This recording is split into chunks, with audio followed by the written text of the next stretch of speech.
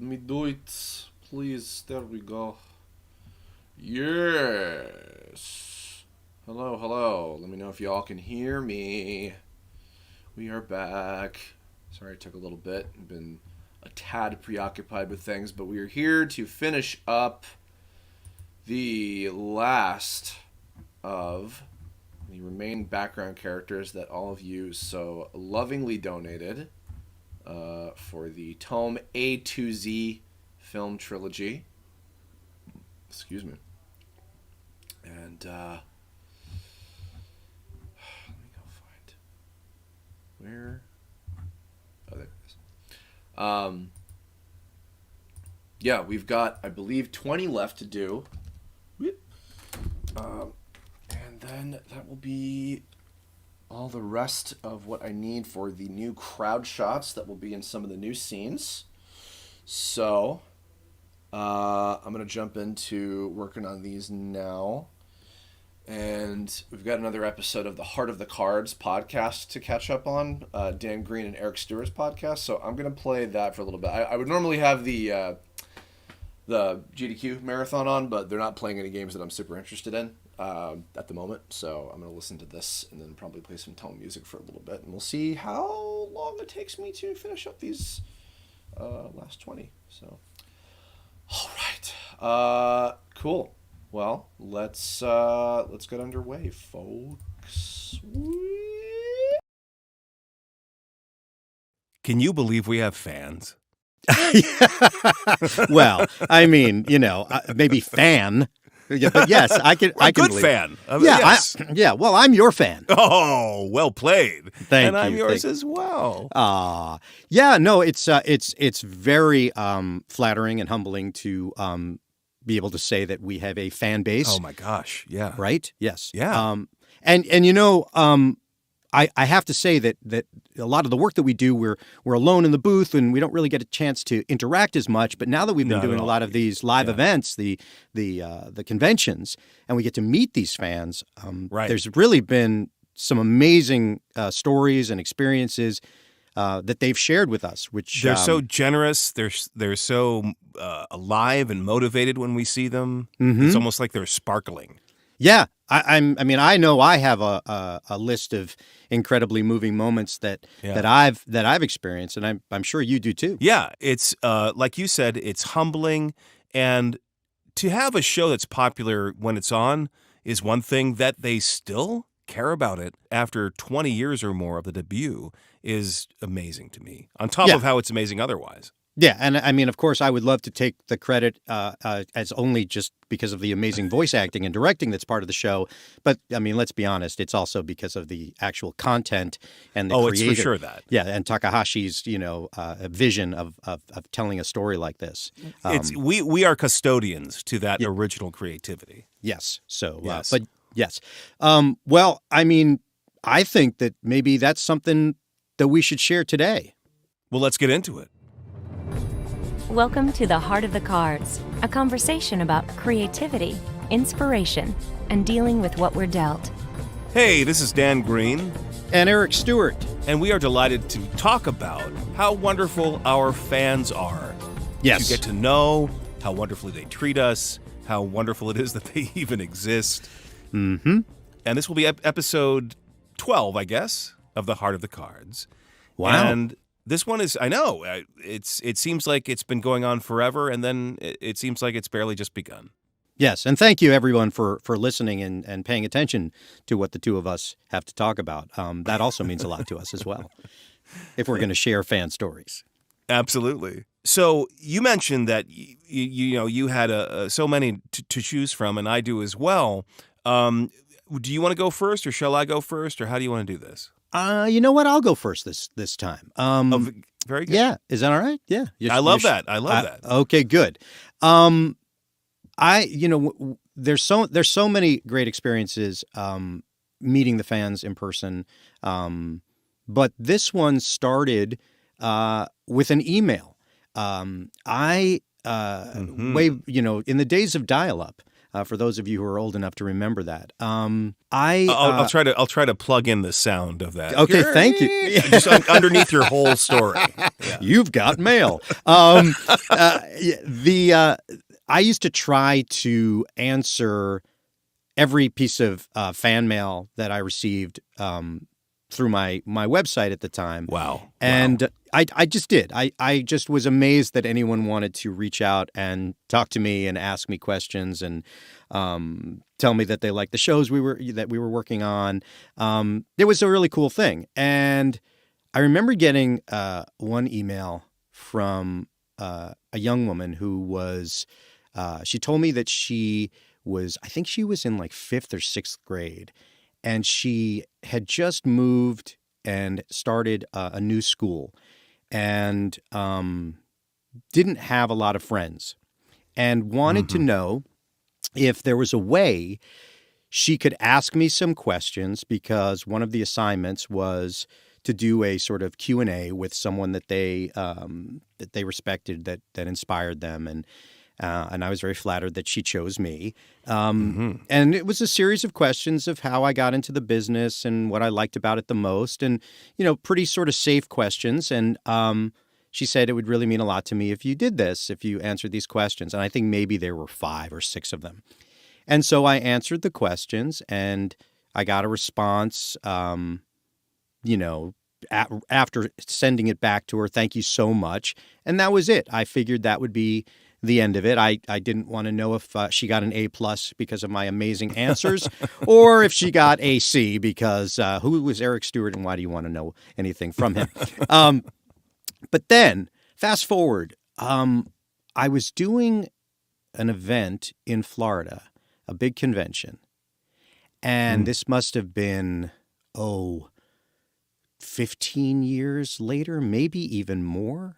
And this young woman comes up to my table, and she's got like a vendor pass. For those of you who are not familiar with going to conventions, your credentials, you usually have to wear them around your neck so that people know those lanyards can mean a lot.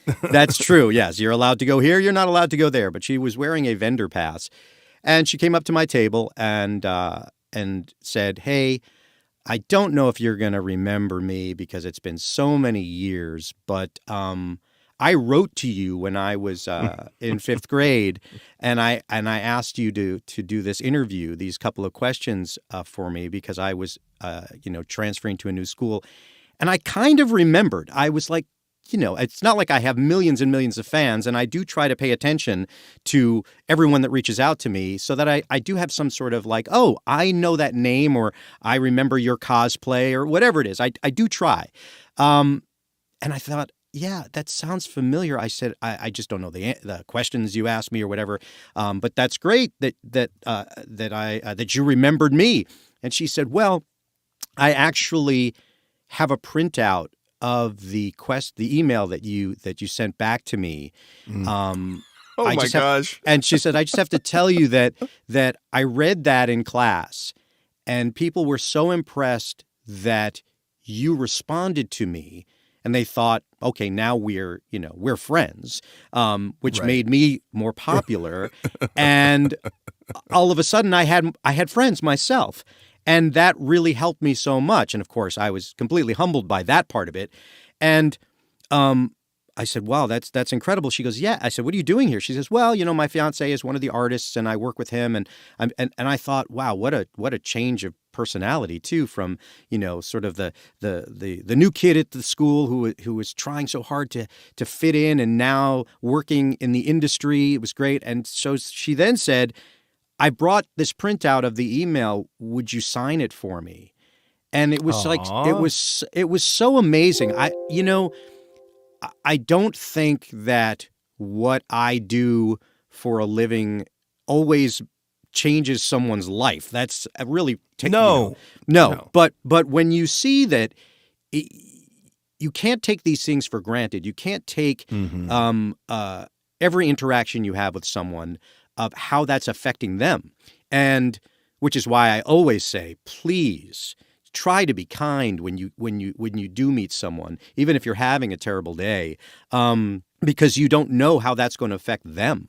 And right. this And also, as you say, I mean, you're not the only person to say this, but you've never walked a mile in their shoes. No. Everyone's fighting their own fight. Everyone has their own struggle. Yeah, and if you're going to put yourself out there in the world as an actor or an entertainer that is accessible to an audience beyond their work, then when they do approach you tactfully, you should be kind about that. That moment for that person. So this email that was sent to me, I could have easily blown off and said, I don't have time for this. Well, how is this going to help my career, my drive? This has nothing to do with my work. No, as a human being, I was like, well, that's very sweet that she wants to talk to me, and great. And of course, I never knew what came of that, except when I finally met her. And it really meant a lot to me. I'm the guy that will cry at a Hallmark commercial, especially if it has a dog in it. And I'm the guy with the Kleenex right next to you. Thank you. That's why we travel together.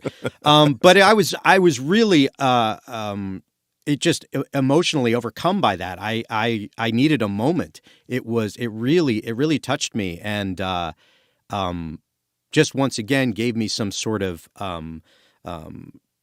reason to be a better person, to be a nicer person, to really pay attention to interaction with people, and not take the fandom for granted ever. And so when I do see that behavior from anyone else, it really rubs me the wrong way, because you don't know how it's going to either help or change or motivate someone to just be kind. So that's my first and most powerful, I think, fan moment for me. That was really very special.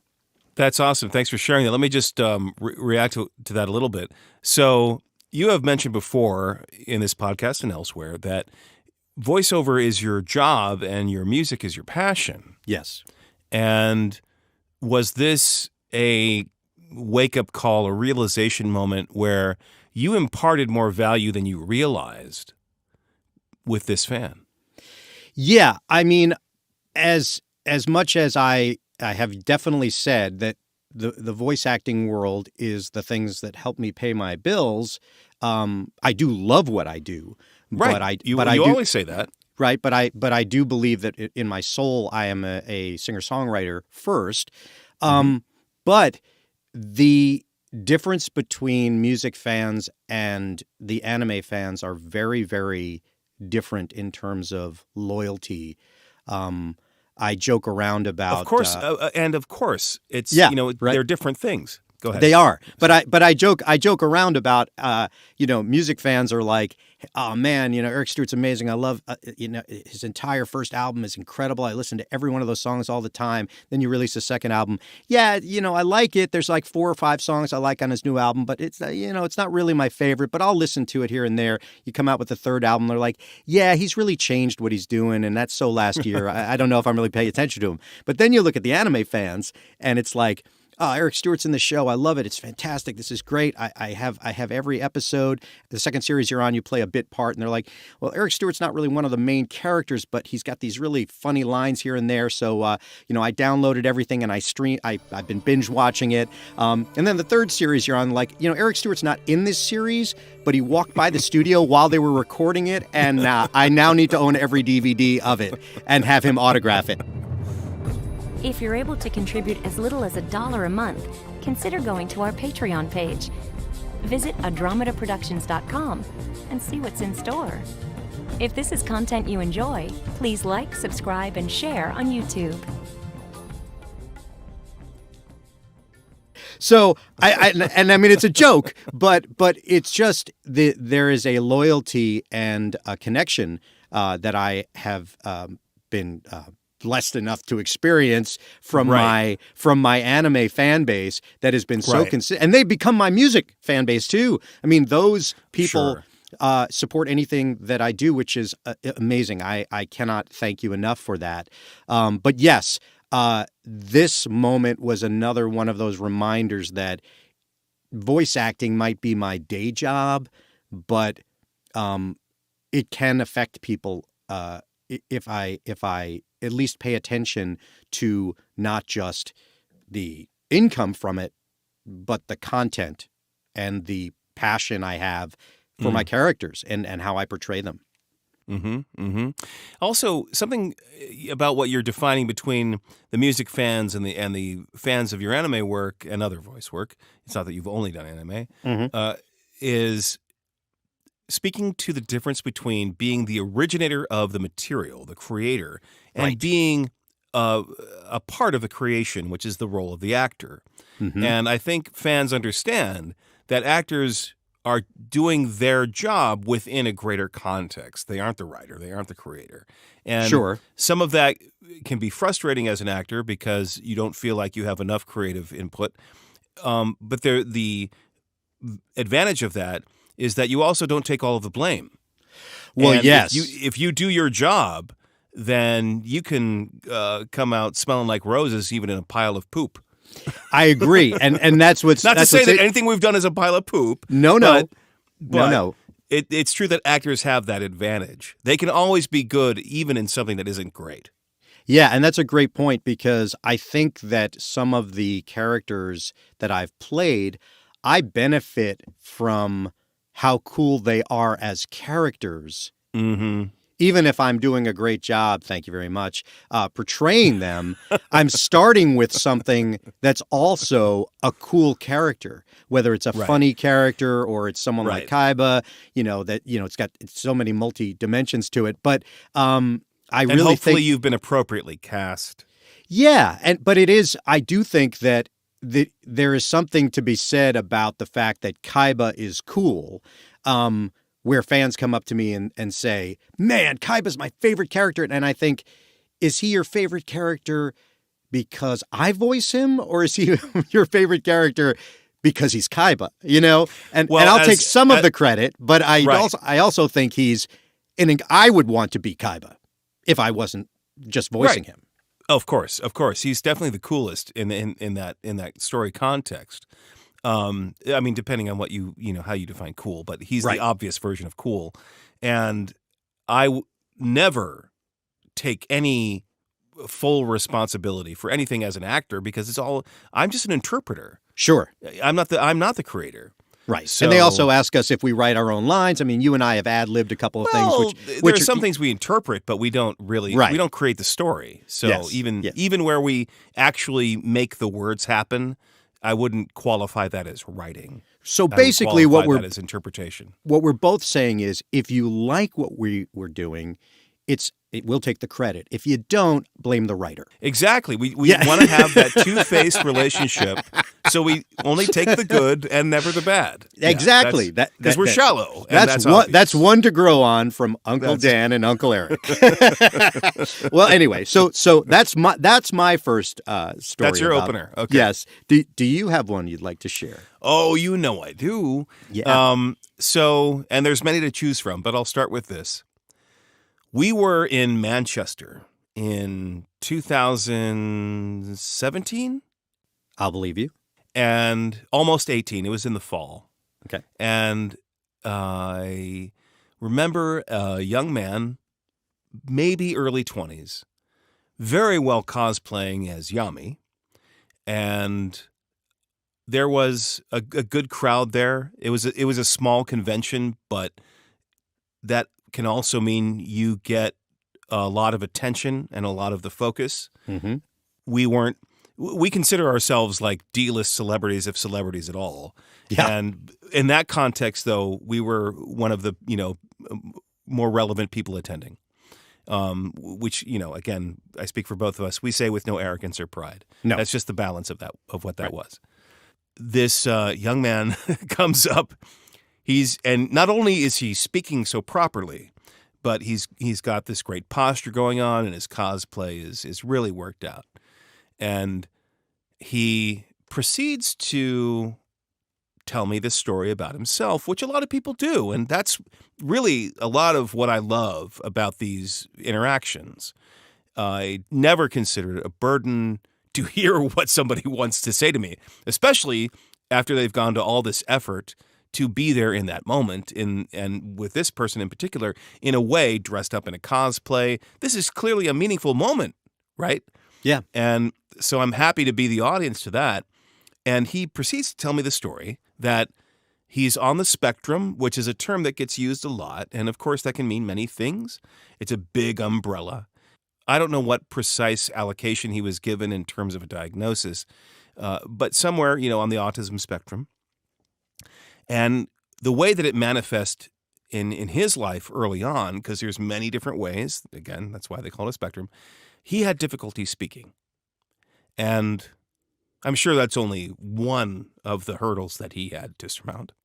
But then he went on to describe that the portrayal of the Pharaoh in Yu-Gi-Oh!, the voice of the Pharaoh, created a focus for him that he found helpful. And let me just break down for a sec what I'm doing as the voice of the Pharaoh. People say, hey, you kind of sound like somewhere between Yugi and the Pharaoh, which you might say, what kind of makes sense. Yeah. But in terms of what I'm not, that I, in my natural speaking, that I do for the Pharaoh is I use more refined diction, a more classical interpretation of a classical hero, right? Mm-hmm. So I think what feels right about that is that the character itself is ancient. We consider that, and he's also elevated in his own culture. He's a pharaoh. So to have a more refined way of speaking on just a subliminal level feels like it makes sense. I grew up watching the Ten Commandments with Yul Brynner, right? And, this sense of this grandeur and this precision and this classical feeling seemed to be appropriate. And that's also not really what they do in the Japanese. I fully recognize the differences. But what this young man was saying was that created a focus for him that helped him with his speech. And I must also convey to the audience that as he's telling the story, he's speaking completely fluently. It doesn't feel mechanical. Everything is well pronounced, which is not something that you can associate with a British dialect. I know a lot of people think that everybody who has a British dialect sounds like they're from the Royal Shakespeare Company. That's not true, right? So it's not just a given from his culture, is what I mean by that. Right. And I never in a million years would have thought that at a younger age, this particular person had an issue speaking at all. He spoke accurately in terms of the sounds and his diction, but he also spoke eloquently. His word choice was very good and succinct as well. Telling a story also has a lot to do with understanding the attention span of your audience and, when to slow things down and when to speed things up. So he conveyed all of that, I thought, with great aplomb. But then the topper was that he was now spending his time helping people with speech impediments as a speech therapist. That's incredible. Amazing. Yeah. Yeah. That is incredible. I mean, wow. Talk about not even understanding your influence. And, I've heard fans tell us they learned to speak English by watching Pokemon and Yu-Gi-Oh! But this is beyond that. Yes. And what I want to clarify is I don't take credit for any of that. Not a second of that. It's what he did with that and how he used it for himself, and then realizing maybe I can do that for others. Well, paying it forward, that is an amazing bonus to this story. But I also think your approach to that character, as you were discussing, the style that you chose for his, the way he speaks, and the power behind who he is as a character, that is an example that I think would be something that you would be drawn to if you were trying to better yourself in terms of someone who had a problem speaking. The way you approach that character is eloquent, and is powerful, and is fatherly, and is knowledgeable. And you could have easily done it, and we've talked about this. You could have easily done it almost tongue in cheek, like there's no joke to it. You can totally be corny. Because it's legit. It's legit from the character. No, and that's some it. People, now, some people say that what I do with that character is just kind of hammy, and I get that. I see why they take that away from it. I don't think that at all, and I'm not just saying that because I'm your friend. I think that when a character is that, when that particular character is that way, it's not. There's no joke that he's in on. Playing it up as hammy. He just happens to be that way. And I think that the way you approached Yami, the Pharaoh, would definitely be something that I would try to emulate, especially if I were trying to even learn English. There's not a lot of character stuff going on there. It's strength. It's great. So that's amazing. Well, so that as an archetype, let's just put that in a box for a second. So it's a royal archetype, and there's a lot of things that you can talk about. If we're talking about the history of royalty and how messed up that is. Sure, there's tons that we can criticize about that, and there's also when somebody is at that stature, and think of royal not just in terms of a birth line, but just as a sense of majesty, a sense of. Yes. I mean, majesty is a great word. And if you feel you own that space, you speak with certainty. You have complete conviction in what is right and what is wrong. And that clarity can be very powerful. Sure. And you also made a choice. I mean, obviously we were following the animation to a degree, but we also played against the visuals when we could, when it called for that. You raised your voice very infrequently. Maybe during battle, but not during the dialogue between characters. The strength was in the intimacy of it, not I have to be louder than my opponent. And that I think also came across as majestic. Right. Someone, You're not always trying to shout someone down. Yeah, someone who owns a very fast sports car doesn't need to speed and race you because they own a very fast sports car. Do you know what I mean? Right. That's And what I think. someone who feels whole in themselves don't even have to own a sports car. That's right. That is right. Hey, man, it was a Mustang. I had to get it. I love that you call it the Batmobile. That's right. Well, that is really that's an amazing story and very sweet too.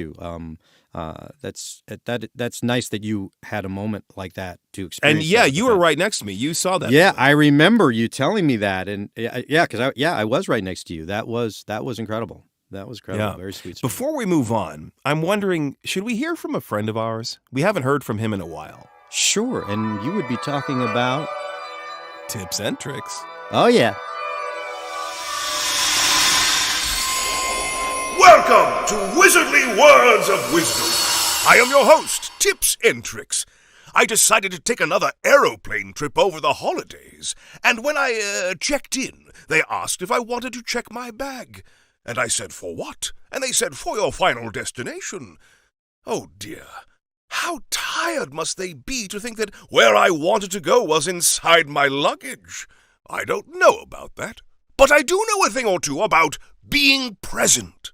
First, take a moment to take in what's around you, the colors, the sounds, the very energy of the area itself. Tuning into all of those details helps to dial you into where you are at. Number 2, focus on the present, not the past, not the future, but the now.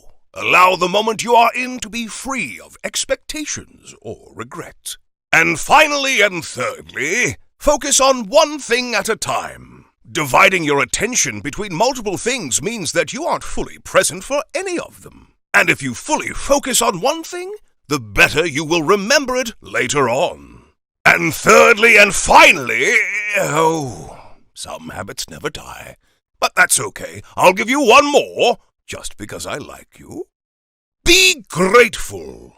The simple exercise of writing down just a few things you are truly grateful for can help relieve anxiety and stress, which can be oh so distracting. I hope you all had a wonderful holiday enjoying the presence of loved ones. That's all I have for you for now, but I'll look forward to the next time I can share with you some wizardly words of wisdom. Well, once again, some incredible words of wisdom from our wizardly friend. I'll have to take note.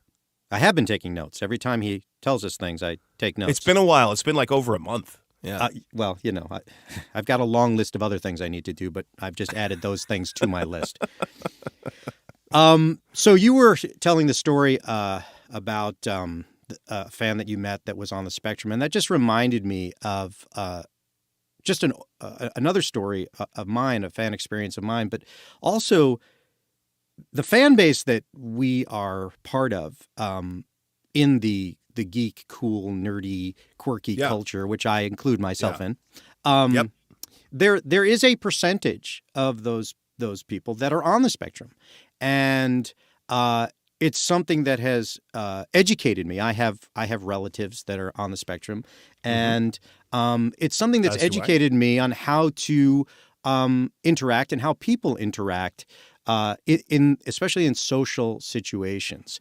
And I find that the convention environment, the community, very inclusive. People seem to understand that could be something that someone is dealing with, and that's cool. It's totally cool. There's no judgment. There's no there's no what's wrong with that person. What's going on? It's a great way that I think we can behave in outside of the convention world. The way we treat each other, but it reminded me of a story, a moment that I had with a fan, a mom, and I guess I want to say her daughter was probably 10 or 11, came up to my table, and I sort of sensed that the daughter was on the spectrum just based on the way she was interacting with me. And the mom was doing really doing the talking, explaining that she was a big fan of mine and what characters she liked the most. And they wanted to get an autograph and a photo with me. And, I was talking to both of them for a little while. She really wasn't interacting with me, meaning the daughter, but the mom was. And when we went to go do the photo, as with everyone, and I think that it's something that everyone should ask, I always ask, do you mind if I put my arm around you? Even just to have any physical contact with someone before you invade their space, you should ask that. But I ask, and if they say yes, it's because I want it to look like we're pals. I do that with men, women, whatever. That's just what I do. I do that for the same reason, but another one. Usually because I have an especially sweaty, sloppy armpit that's going to get near them.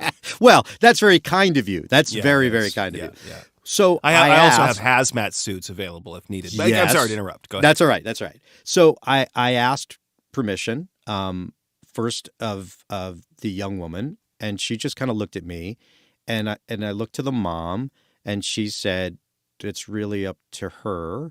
And I look back at her and she nods yes, that it's okay. And so we take a picture together, and then they walk away. And that was great, and a great, great little moment. And then the mom came back to me about 10 minutes later and said, "Listen, I just want you to know that my daughter doesn't let anyone touch her, like anyone. Wow. And the fact that she let you put your arm around her is amazing." She said, "But I also have to say, I want to thank you for asking, because people sometimes just do that and she will flip out. That makes her very uncomfortable." So from both of those comments, it made even more sense to me. It's like, not only should you always ask, but wow.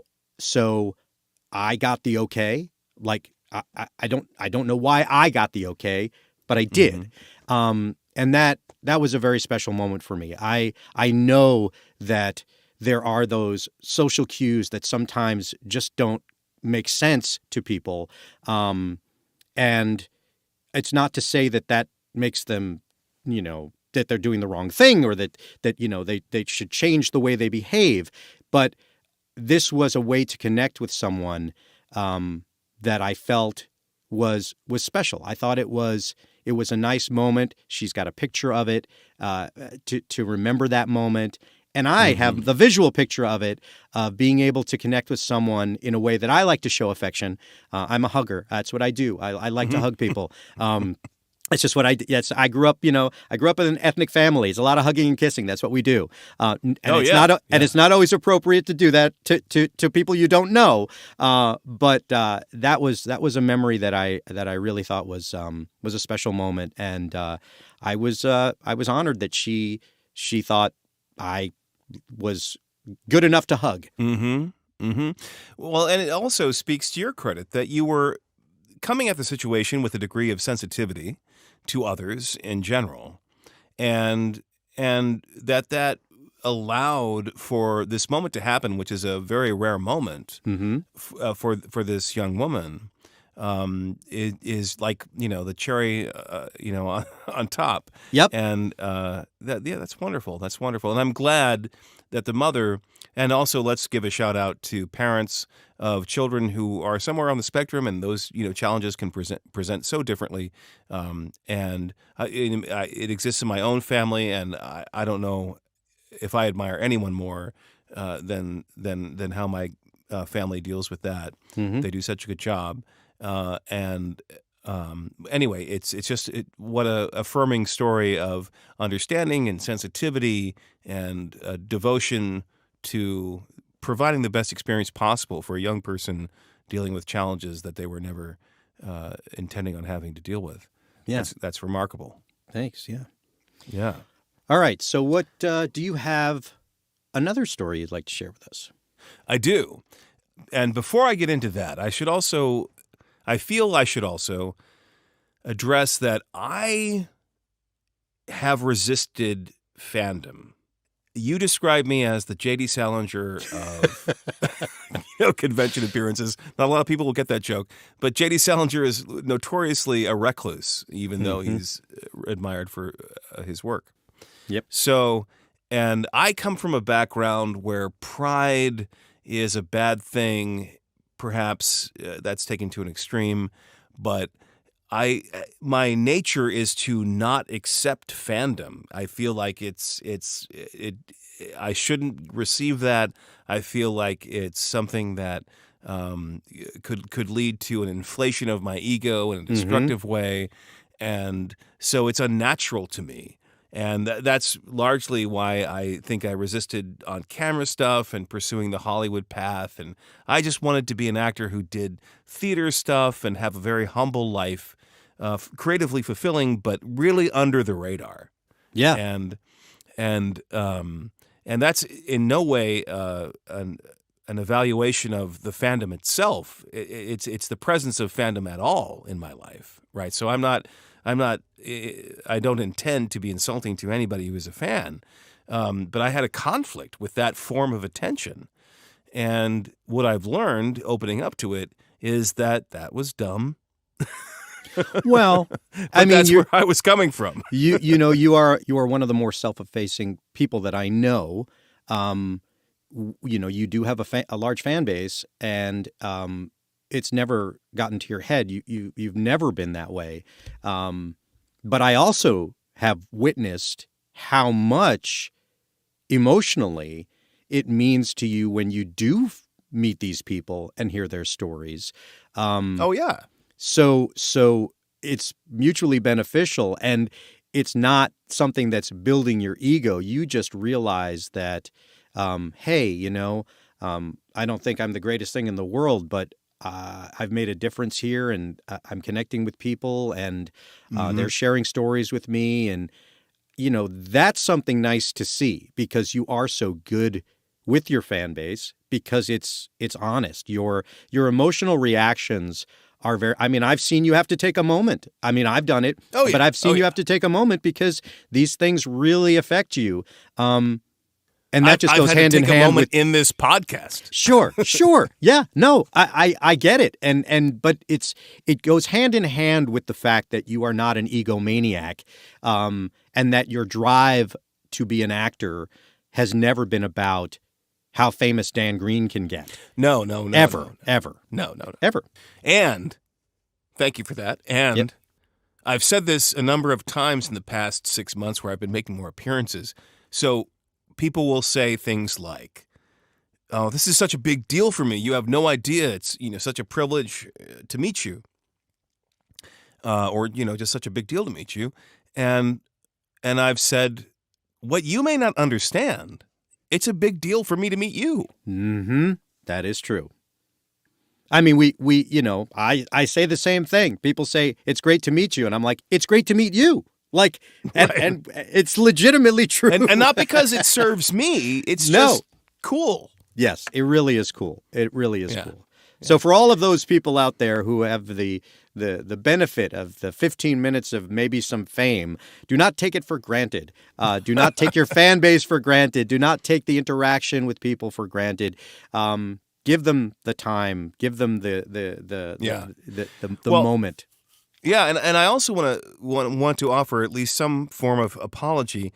There are fan letters that I have received that I did not respond to, and for those disappointed fans out there, please understand it was some combination of me just being overwhelmed, as my life has been, fairly overwhelming since my wife died, and I don't use that as an excuse. It's just a functional reality, and also that that was happening before my wife died, and part of it was, a lot of it was I just didn't feel like I should feed my ego in that way, But it was never that I thought what you felt was stupid. So anyway, so just to address that to some degree, yes. And I want to leave on the note, because this will be our last story for this podcast. Yep. So in the last 6 months or so, when I've been making more appearances, I have had on almost every occasion some interaction with somebody who belongs to the LGBTQ community. Mm-hmm. And this is a community that has this, designation, this, way of being identified. But I've been a part of that community, not because I'm gay myself, but when you're doing theater, you have to understand there are a lot of gay people in theater. Mm-hmm. And then there's Maddie Blaustein, who was the first transsexual I ever knew personally. Mm-hmm. And Maddie passed away many years ago, and was such a hero to so many who are with us today. And so I don't think of it being revolutionary for me to be involved with that community or accepting of that community. For me, it was a no-brainer. It was not a decision to treat them like human beings. That was just obvious. Mm-hmm. They are human beings, so I live and work with them. And some I know better than others, and I'm all for equal rights across the board. My thing that I hate the most is bigotry, in any form, and so anyway, in the last several months or so, I've had the pleasure of having a trans woman tell me, your portrayal of Yugi helped me find the path that led me to my truer self. Those maybe weren't the exact words said, but that was the gist of it. Mm-hmm. That there was something about, I think the term was softness of Yugi, that vulnerability, that Yugi isn't portrayed in sort of this, traditional masculine mm-hmm. way, right? And again, we're still at a time in our culture where we're redefining what those terms mean. Yes. But I understood what was meant by that, right? Yugi has a degree of, you could say, femininity, and I think that's a fair thing to attribute. But there was a young woman who approached me just a couple months ago with the pride flag and asked if I would autograph that. And of course I did, and I was happy to do so. And I was so pleased that she was really uplifted by that. She found that helpful to her, empowering to her. And it's so important that we, particularly in the regard of what does love mean and how it should happen, we should be open to love wherever it happens. Yeah, well, I mean, it's interesting. I mean, you have that character that definitely has that dynamic. I have James from Pokemon, who people have Yeah, told me absolutely. has gender fluid, helping them come out and be themselves as well. I didn't approach that character with anything beyond what I thought a blue blood sort of obnoxious kind of funny guy would be. Right. But if you get that from the character and the way that I portrayed James, then that's great.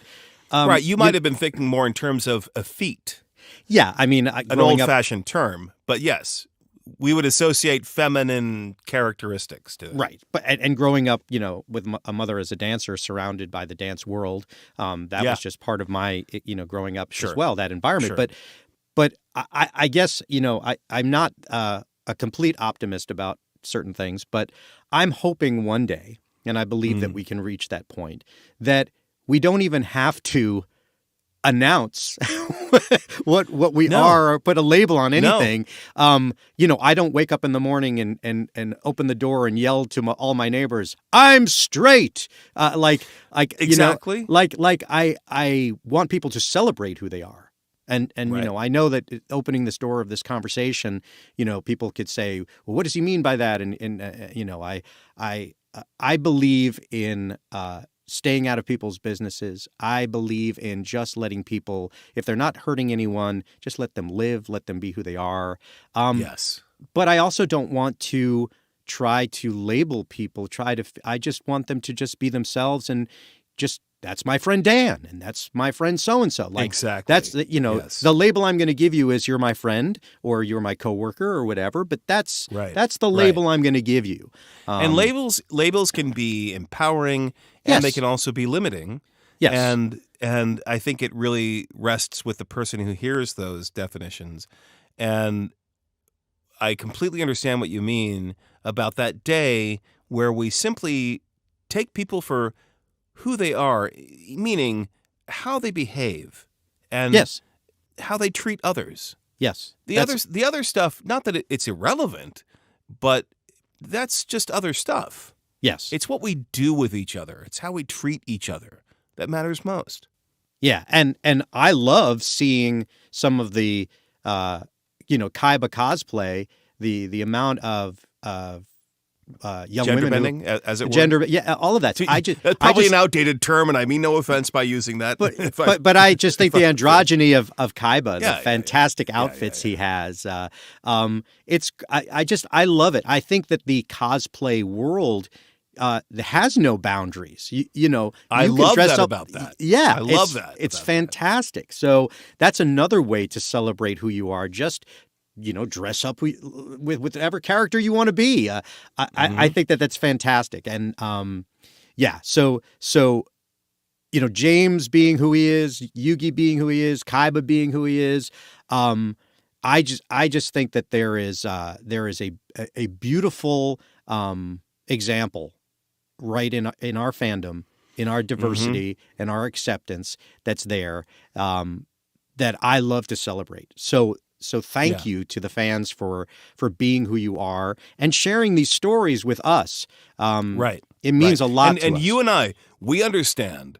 We are two white, straight, old men. Yep. Like I'm very old. we're in a sense, we're the enemy.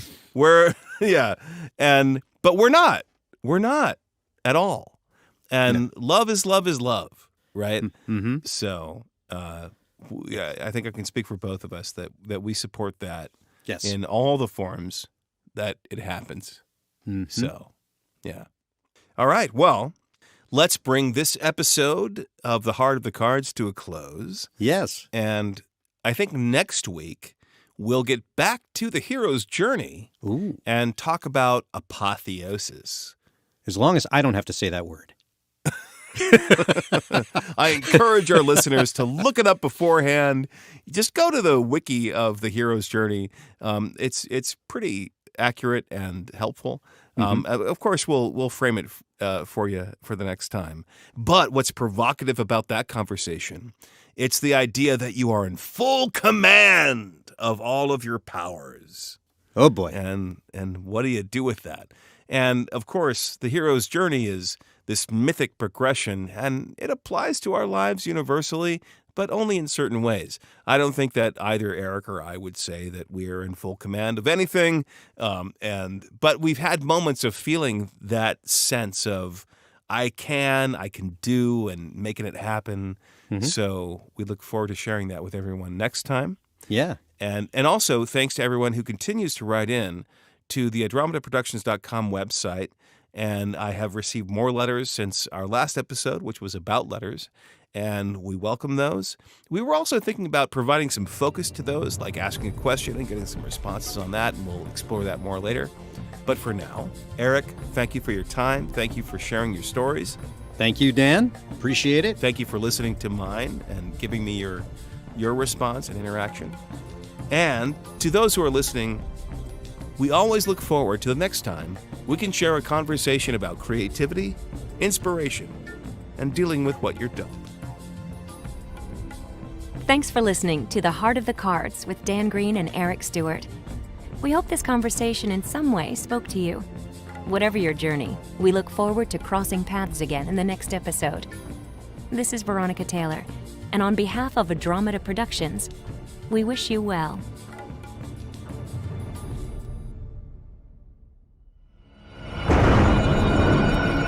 Andromeda, always a sound choice. Nice. Well, that was the newest episode of the Heart of the Cards podcast with Dan Green and Eric Stewart. I'll have a link in the description as well as in the chat if you want to go check out their podcast. It's quite inspirational. That episode was just a small taste of some of the very positive and uplifting and interesting kind of conversations that Dan and Eric have. And especially if you're a fan of Yu-Gi-Oh! Or Pokemon, you're quite familiar with their voices to begin with. So I, for the next little bit or so, I'm going to play some TOME music from the RPG, which you can get on tomeseries.bandcamp.com if you want to support the sound team for the RPG.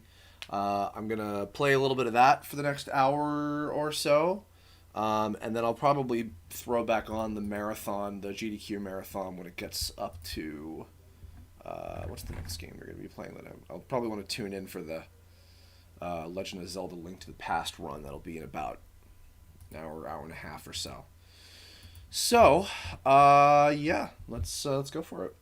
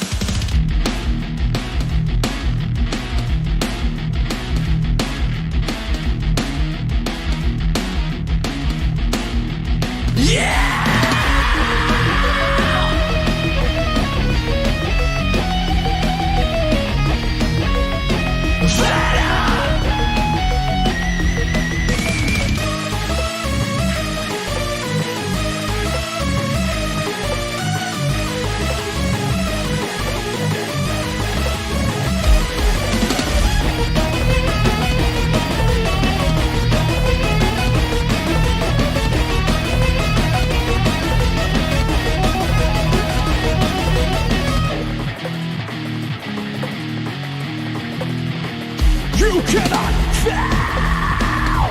Say it again. I come too far. Left me waiting for you.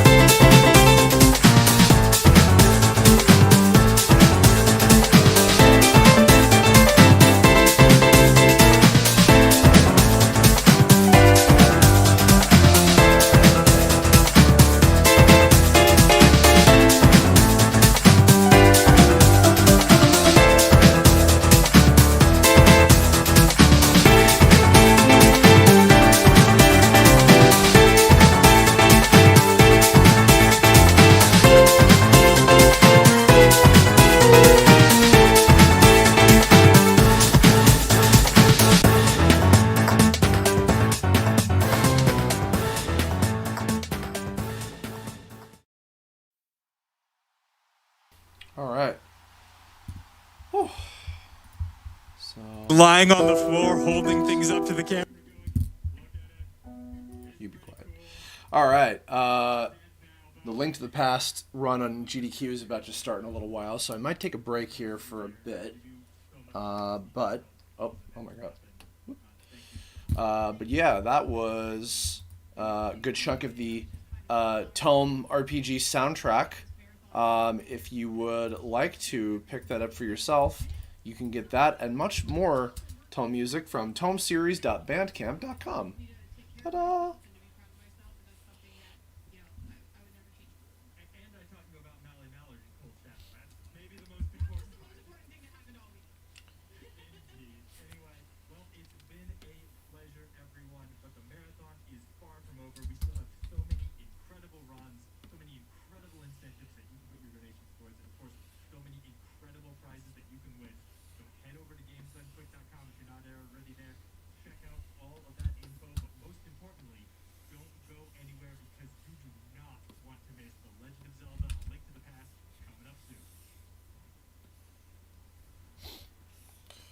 While I'm between little things here, I can take some questions if anybody's got any. I've got the chat in front of me to pay attention to here.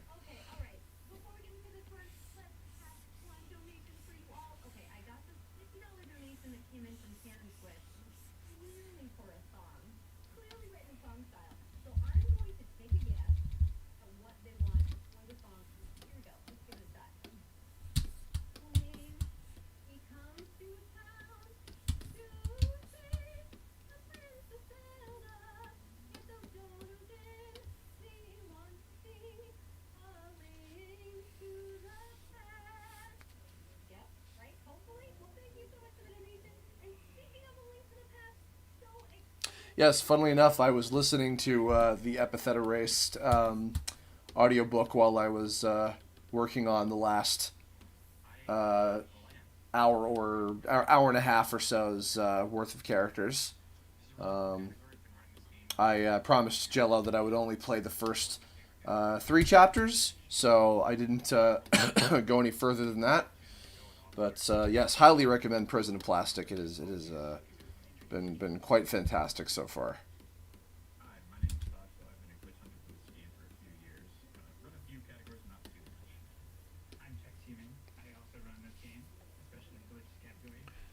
Yes, you are allowed to use the art that I drew for you as a Discord icon. Absolutely.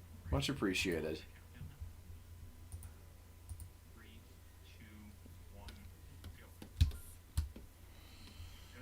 All right. Here we are.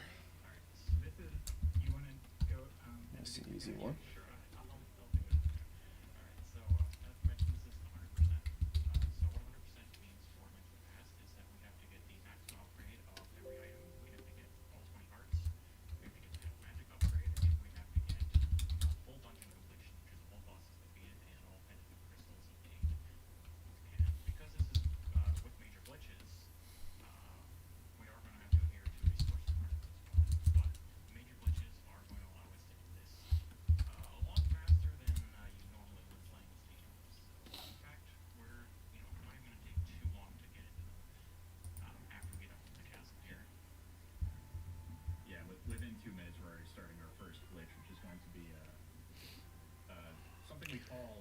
Just wanted to say I've been keeping up with your work for years, but rediscovered it recently. It's so cool to see how your style changed and how you animate. Keep up the amazing work. Thank you, Silency. Appreciate it. Friday Night fucking X-Tome thoughts. I mean, I'd be down. I think, didn't somebody make a mod? I could have sworn somebody made like a Kerbifer versus Boyfriend mod or something like that. I thought about actually hitting up is it Ninja Muffin about like, hey, you want to do a collab and have a Tome thing, but I don't even know if he knows who the hell I am. Would have made a fun rhythm battle or something in the Tome RPG if I'd gone that route.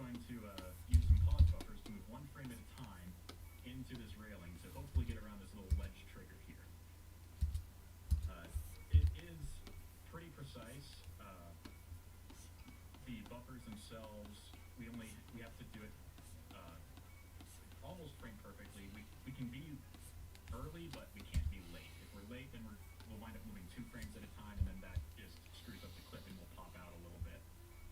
So, All right, we have 7 left to do. Just 7 left. 7 characters left, folks. Woo! Yes, you are hearing GDQ. If you guys want to watch it at the same time as me, twitch.tv/gamesdonequick. They've just raised $2 million, by the way. Good lord. this trick is really frustrating. Oh, Tempest Mask, like, were you commentating like on the actual GDQ? Like officially for them? Because if so, that's awesome. I missed the Mighty Gunvolt. There's a few games that I wanted to tune in for that I've missed, sadly. Because I've just, not been awake at the certain time. I actually felt so bad because I was up until 4 in the morning last night, like a fucking moron. And I what's it called? Oh my god. They were going to play Mega Man Legends, or Mega Man 64, rather. And it was right before I needed to go to sleep, so I got to... I had to miss it, sadly, but... Oh, that's very cool. Nice. Oh, like with the... Oh, right. So, like on the game itself, right? Okay, yeah, you weren't, like, the donation. I tell you, I remember I asked Edo Bean about this years ago. I would love to do, like the donation... what's it called? The donation readings and stuff, like the in-between hosts and stuff. I'd love to do that someday. But yeah, I don't even know who to get in touch with. I actually, you know what? I think it's okay for me to say this. I asked the company if I could have Velocity, the little Velociraptor guy. I wanted to have him as a guest, as a racing battle opponent, and they said no, which is fair enough because they got to protect the brand and everything. But that would have been really cool to have him in there. I'd actually done some animation for him, like as a sort of a pitch for, like, hey, can I use this character? But yeah. Jacob, no, I haven't talked with any of those guys in like a few years now, honestly. I think I've had like a couple exchanges with like Andre on like Twitter, but that's about all. Yeah. I've been so like not in the YouTube sphere. Wow, the sphere in a long time. I've just been, I don't know, preoccupied with other things.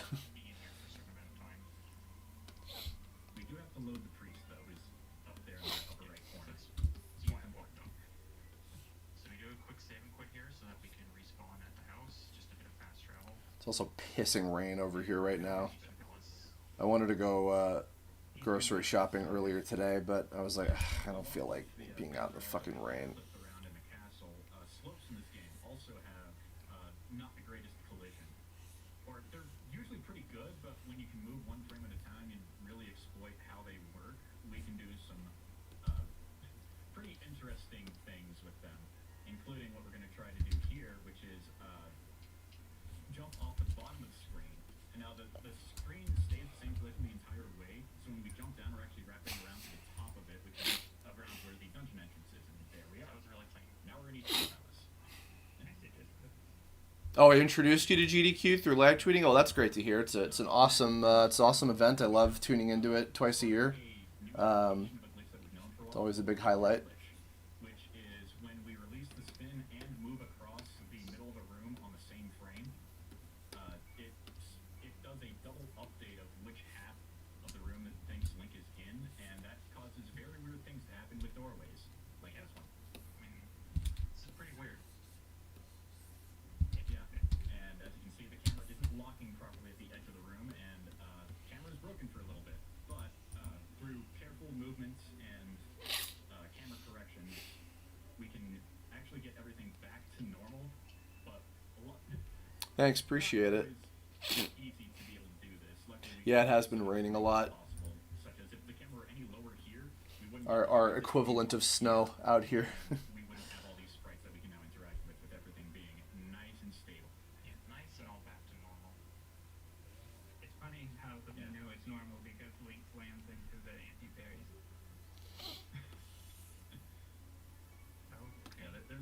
My favorite Gen 9 Pokemon.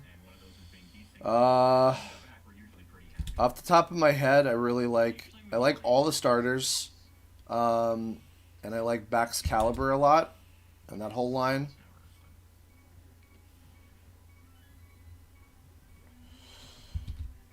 Yeah, we finally get a little bit of normal gameplay all the way up to the boss here. Yeah, this upper floor is mostly just combat and action rooms. There's not really any good way to skip this because we don't really have a lot of items yet. But if we did, we could get straight to Arceus, but we don't have the items, so we gotta walk. Nice. We also want that bow, which is part of 100% completion, of course. And it allows us to take out these red Igors and then quickly take down the boss, Armor Knights. Yeah, those red Igors are only vulnerable to the bow, so we do need it to be able to get through that room. And the bow is the best item to fight these guys. Now you'll see Glenn bring up the lamp here and use it twice while the pendant is falling. This is actually important. It's setting up a very specific value of memory that will be important later. But after the dungeon, we get a nice health and magic refill, and we're on our way to the Pegasus boots, which are one of the nicest items in the game to have in terms of going fast. They let you run around, and instead of using our sword and one-frame movement to get through cliffs, we can just use something called dash, which is pressing A. Inspired you to create a series of your own? That's great to hear. Go too close that way. Good luck. Clips as well. It's it's a rough journey, or it can be anyway. There's a bit of a trope in the Zelda series of speedrunning where bombs are very usable and this game is Any inspiration with the abominable snowman from Looney Tunes inspiring the kinder spirit fangirling over curb thing? Maybe some subconscious Looney Tunes inspiration, not that specifically. That whole thing was actually because Kinder Spirit is based on this. So the Net Kings are all based on rather than people. They were based on like in the case of the other Tome characters that were all somewhat based on vaguely people that I had met on the TV Tome forums, and then I very heavily adapted them into kind of my own characters and stuff. But nonetheless, they were all based on websites that I went to back in the day. And Kinder Spirit was an exception where she was based on a combination of a site and also a person that was one of the founders of the site. She ran a site called Kirby's Rainbow Resort. I think it's still part of the staff there, I think.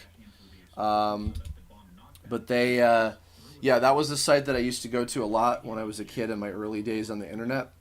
And I remember she was obviously a huge Kirby fan, so I thought it'd be funny if, as kind of a vague sort of reference to back when Kirbyfer was a literal white Kirby with a Link hat, I thought it'd be kind of fun if I made Kinder Spirit have this a fixation on cute things.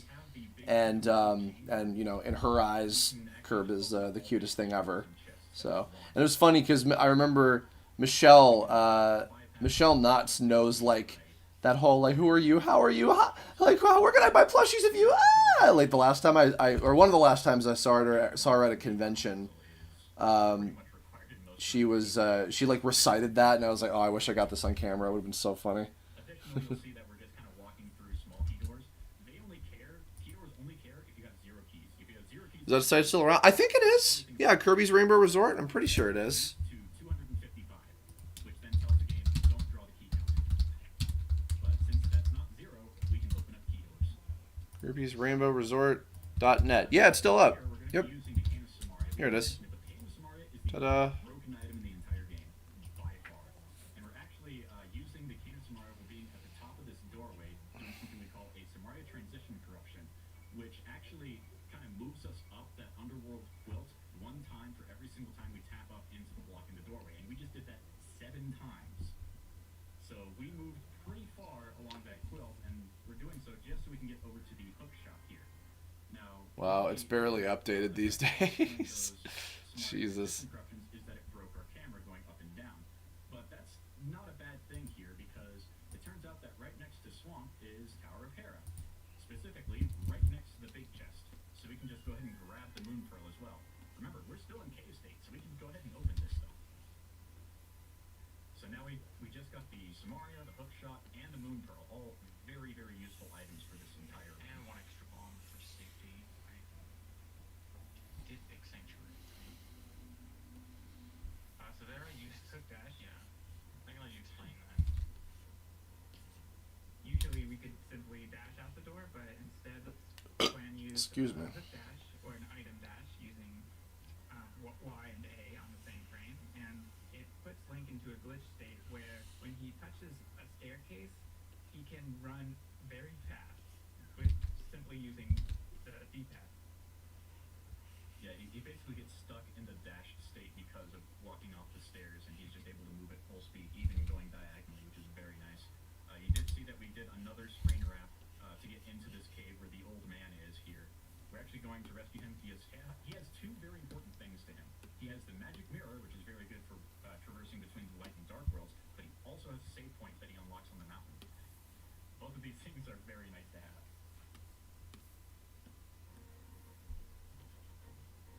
He's got a little bit of RNG between these dead rocks and the Death boulders. Mountain is a very fitting name. Yeah, because this is where all your runs die. Yeah. Or Link also dies. So we do another screen wrap Yeah, here. we're doing another screen wrap using that hook dash state and using the Tower of Hera. So one thing that's kind of interesting is that there's kind of two types of entrances to the underworld that we call kind of primary and secondary. When you enter or exit when you exit a primary underworld location, it sets where you are in the overworld, but on the secondary one, it doesn't. It preserves where you were, which will be important later, and we'll point that out. Here we go with another bomb clip to get up this cliff, and then we're going to do a little bit of clipping to get off of Death Mountain. Yeah. Which we call Death Mountain Descent. This is one version of it. There's a lot of clips that we can do, but this is one of them. And it's very convenient for underplant because it brings us right close to this arc piece. So we can just jump down and get it. Normally you need the magic cave to go through the cave there, but we can just, jump Use down. the bathroom probably after this. Really think of that, I guess. Yeah, we got a few things to do in the Dark World town here, including the chest game. Now, the chest game has a couple of things first. Before we actually get into the chest game itself, we need to talk about that value that we set back at Eastern when we got the green pendant. That value is called the Ancilla Index. Now, Ancilla are basically items that Link creates from his inventory. How do I balance my time? Basically 10 slots of That's a great question. I usually try to plan out tasks. I try to keep small kind of mini goals of certain things, relatively attainable. And yeah, I wish I had a definitive answer on that. Also, certain things take priority over others depending on what kind of work that I have on my plate. So, like, if I'm writing for something, then like that's my kind of main bill payer lately. So like I have to usually put my immediate kind of resources and time into that. And then also, if I have a deadline to meet for certain things, then I try as much as possible to adhere to that. But it differs from project to project and time to time and everything. So. It's a 1 in 8 chance, by the way. How long does that take? RNG in the 15 minutes or so? It took almost 18 minutes or more. Yeah. But RNG in this game is not manipulatable by humans. It actually uses a register in the game during the process of drawing the graphics. It kind of relates to the pixel being drawn on the screen on each and every frame, and whenever the RNG is called, it kind of picks that up. So anytime you have any different number of instructions in getting to a point, you'll have a different RNG value. So there's no human possible way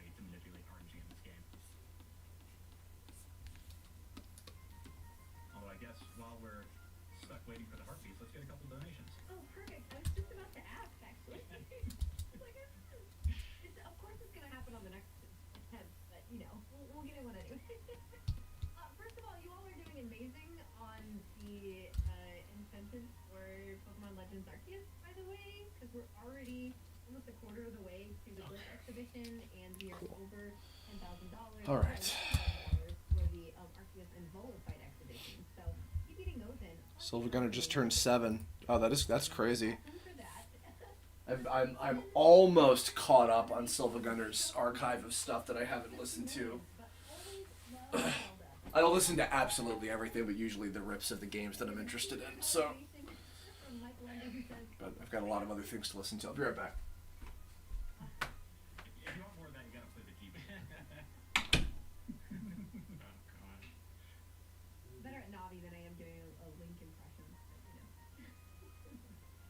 Do you want a few more? While we're... Yeah, keep it going. Oh, never mind, we just got the heartbeats. We're good.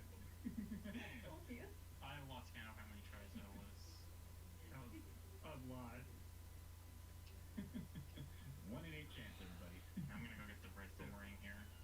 This chest is weird. Normally, like, you're supposed to get the red boomerang by upgrading the blue one with the fairy, but this chest actually has it if you don't have the blue boomerang, which is a thing because technically you can miss getting the blue boomerang. Now it's time to enter Thieves Town. Yeah, in Thieves Town, we're gonna go into EG, and it's gonna be similar to what we did in the castle, going around the ledge, but because this rail is a bit further away from the stairs, it's a lot easier. Yeah, I could just jam myself in there and go. And that gives us. Now we're gonna get into a couple of other things. Well, now we're getting the heart piece up on Spectacle Rock, but we're gonna start doing more of those Ancilla-based shenanigans.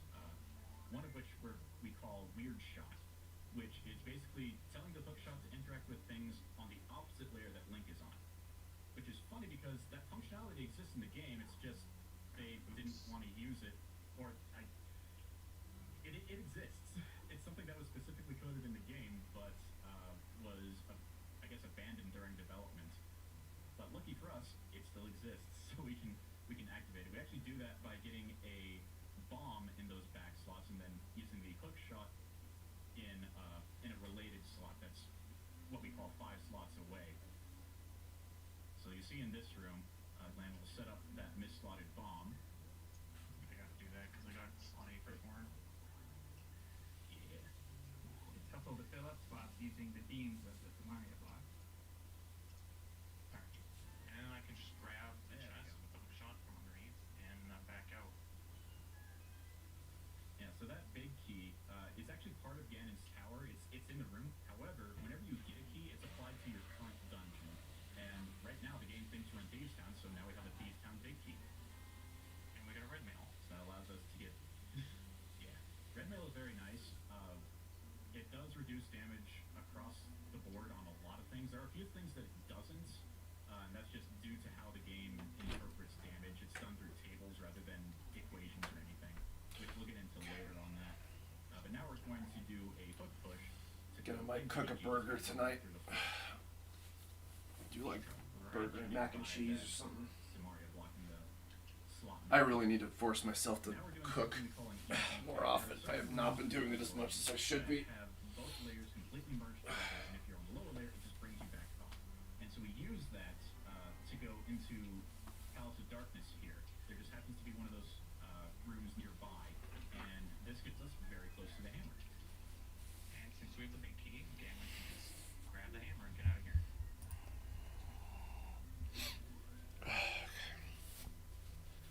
The mirror is used both to return. Muscle Maddie. Now we still have to meet. Okay. Yeah, she's cute. Wholesome webcomic character, apparently. That's cute. Okay. More of the dungeon here. Part of this dungeon is that we do need to blow open a hole in the floor in the attic of this dungeon, but we can do that faster by not going upstairs. We instead can use a weird shot to pull ourselves out of each and go from the lower layer to the upper. Clean it off my glasses real quick. Like, Really all we need is a hookable object and enough space what to is make after? it Oh, Arceus is after this. That's right. make the glitch happen. Yeah, they're doing Arceus, Legends Arceus, and then yeah, Pokemon, and then Mario Brothers 3 is the last game that they're doing for this year. He almost never does that. Shocking party. Got Bari blocked. So we're gonna go over here and grab the Disguised Blind.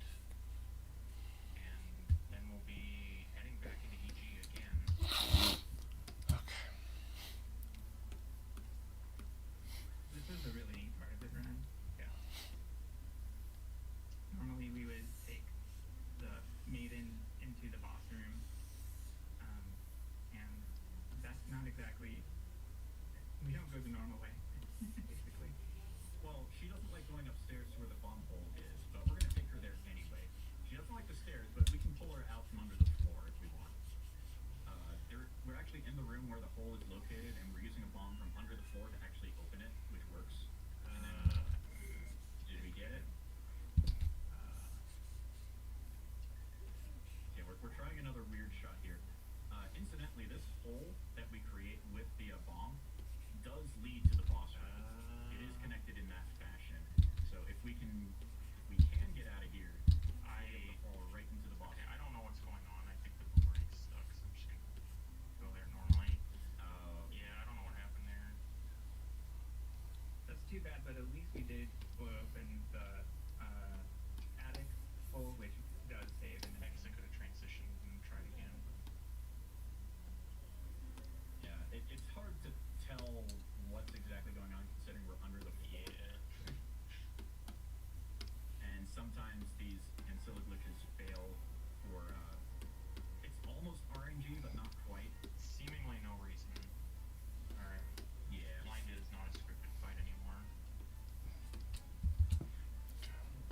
Blind simply takes 9 hits, and no major glitches runners are familiar with the script. This script is slightly different when we fall down from above. I don't even have a script actually. Have I seen Tomo-chan as a girl? I mean, I had to wing it. I've seen parts of it because, funnily enough, I recorded some stuff for it when I was in Texas visiting a few months ago. I did some additional voices on the show. I don't know if any of the little one-off characters that I did have been in any of the episodes yet, but I can say that I did work on it, and it seems like a really cute show. I think I'd like it a lot, but I haven't gotten to check it out in full just yet. Hopefully, I will soon. Fans who want us to take a moment and wish our biggest frog enthusiasts good luck, let you know that we're super proud of you. It's amazing you set 2 new world records in the same week for this game, the run itself, and also in the worst test game luck ever.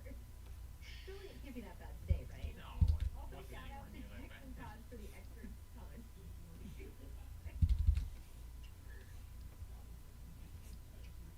Alright, next up we just have a few little loose ends to clean up here. We do need to grab the flute, which is a nice fast travel item. It's just hanging out in this little grove nearby. We do have to dig it up though, but luckily there's a guy here that has a shovel to give us. The flute boy went to Dark World somehow, and he's trapped here. Yeah. It's not really clear if what we see here in the light world is a ghost image of him or something. I'm not entirely sure because he just kind of disappears up here and makes the woodland critters scatter. I'm not sure, but we skipped that cutscene by picking it up on top of the return portal. Save a few I have not seconds. time to listen to that whole song. It's a nice little frame saver with the mirror transition. Plan was able to line up and hit certain pair of pixels that always shorten that transition time by 30 frames or so, about half a second. Yeah, we try to do that in other places too. And now we have another RNG mini game, the dig game. So in this game, the first 24 digs do not count for trying to find the heart piece. So we have to dig 24 times before we even get a chance at it. After that, it's a 1 in 32 chance on each dig for it to be the heart piece. If you're executing pretty well, you can get 13 or 14 more digs on top of that before the timer runs out, which winds up meaning that each dig game is roughly a 1 in 3 chance. Easy. And we get first try. Easy. Easiest game of my life.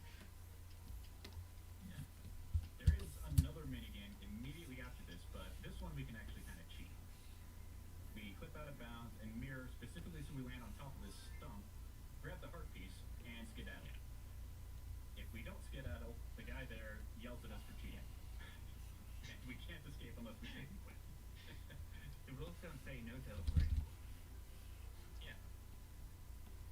I think I've played it pretty fair. Next up, we got ourselves the Smithy Frog. Frog. Somehow is able to create a sword that's better than the Master Sword.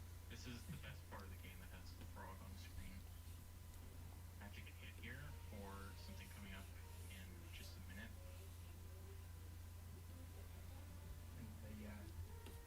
And we earned the tempered sword here from the blacksmith, and the fun fact, the smiths will temper anything other than the tempered sword and gold sword.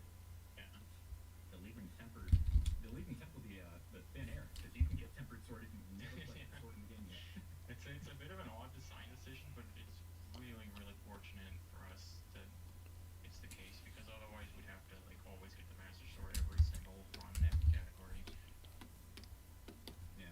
And it's also given rise to a couple other categories like maximum swords, where we temper it 3 different times.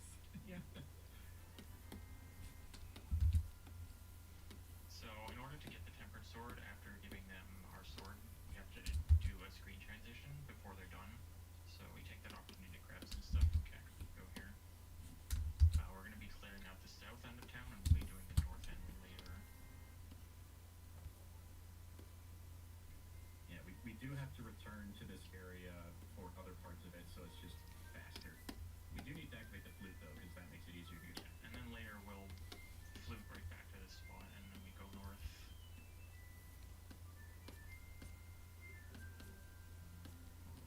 So immediately after this, we have something called hook shopping, which is a variation of hook pushing, which we have been using to go under the floor mostly.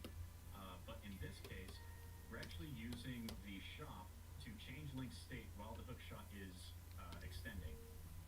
And in doing that, the hook shot gets stuck, as we will see in just a moment. So while it's stuck, we can actually activate it if we fill up every other slot for items, and then the hook shot just carries us the distance that it would have normally, but it's in a completely different spot, and that carries us right to the wall. And as mentioned earlier, this is on the secondary map, so we're going to leave here, and it's going to bring us back to where we originally entered. So now we're just back in Kakariko. Yeah, and actually that fact will be very important in just a moment immediately after you get the tempered sword, because we're going to do a big set of collection with hook pushing.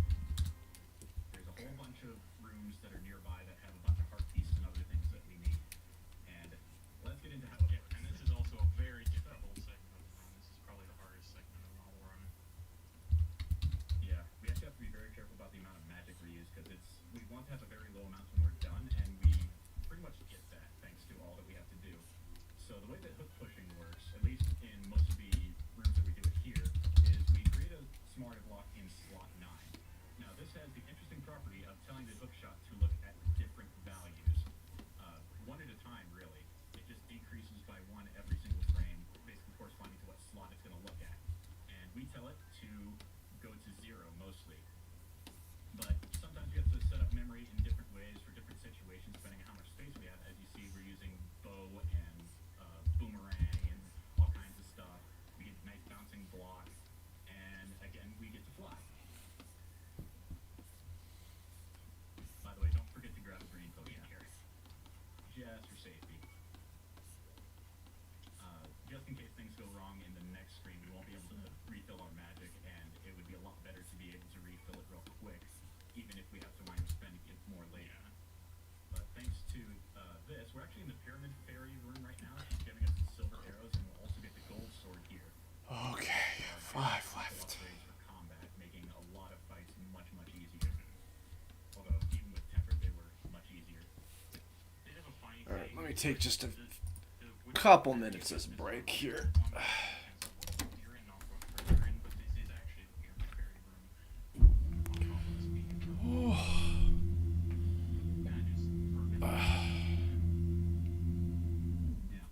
Would I voice in a romance anime? Yeah, absolutely. I'm loving the shit out of More Than a Married Couple.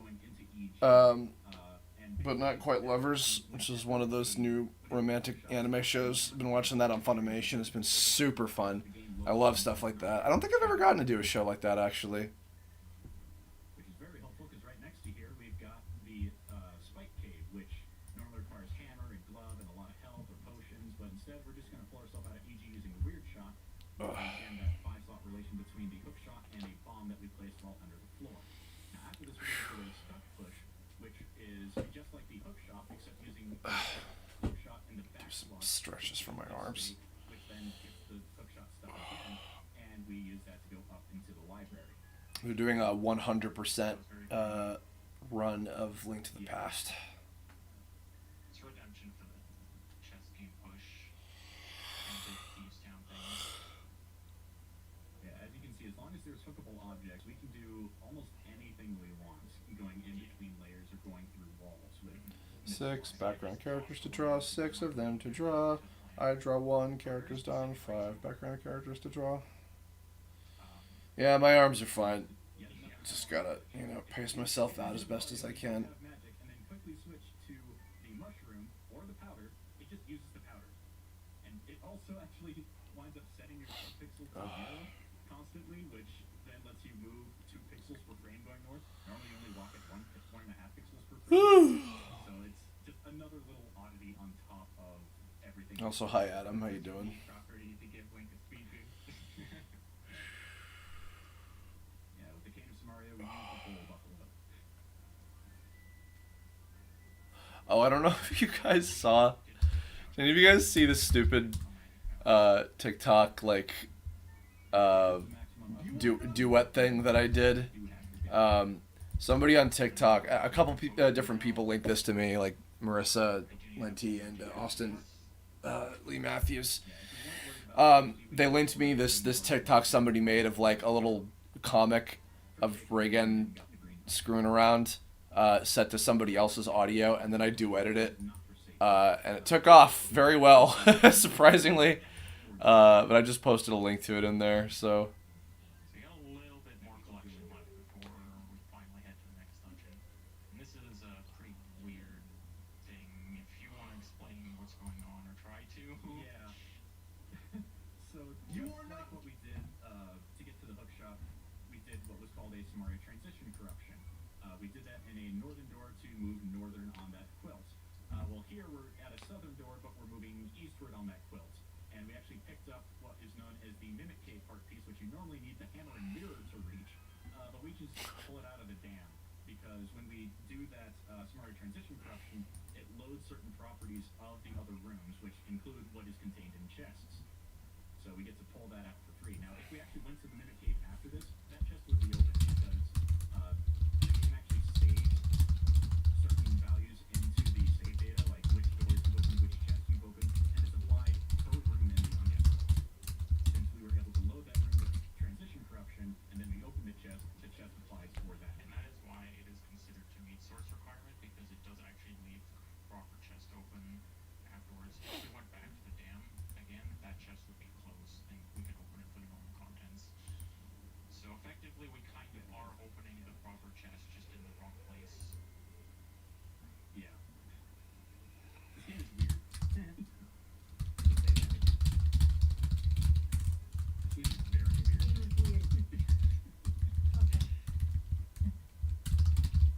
No, you're fine.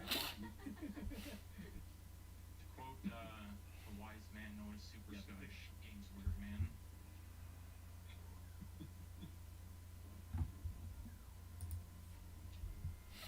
Let me know when you have time for donations. I have so many. We could probably get a couple. We will now, I think. Okay, awesome. Yeah, maybe a couple. I got a lot of very nice comments on that TikTok duo thing, or duet thing, but it was funny because I had it was funny, I had a lot of people comparing me to like, I've had people make jokes about, oh, you look like so and so, oh, you look like this person, and usually not very flattering ones that I'm compared to, but I got like, oh, I thought you looked like Jason Schwartzman or whatever, and I'm just like, you know what, I'll take that, sure. Supports Prevent Cancer Foundation.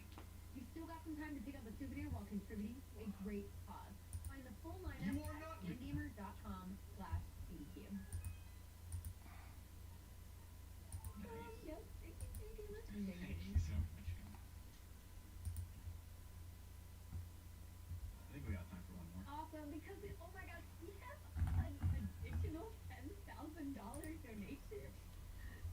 incredible. This is from Reaper Hulk, who says deciding what to donate each year is very difficult due to the amazing game selection, but Link to the Past will always. Happy that Gerard Khalil is in River City Girls. Yeah, yeah. Quite a few cool YouTubers in there as little guest stars and stuff.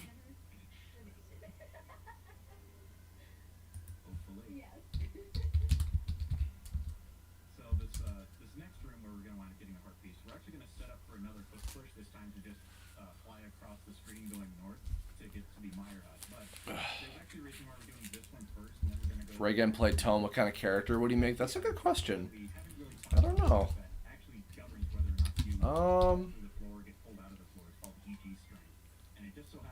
Huh. Well, see, I wonder. Yeah, I don't know what kind of character he would make for himself. That's a really good question. I'd have to go back and see that one episode where he plays like an MMO that's supposedly haunted and plays it for like 1 billion hours or some shit. I think he made a character in that. Probably something like that, I imagine.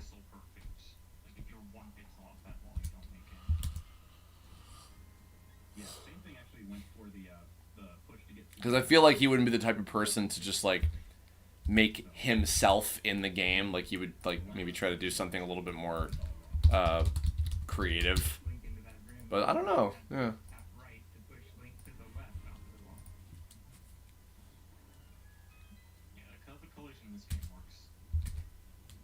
Oh, I'm assuming. Well, the 2011 series barely has a class system or like, you know, set up like that anyway. I didn't really put a whole lot of thought into it. So the one in the RPG is a lot more in-depth inherently, so that's the one that I would go with.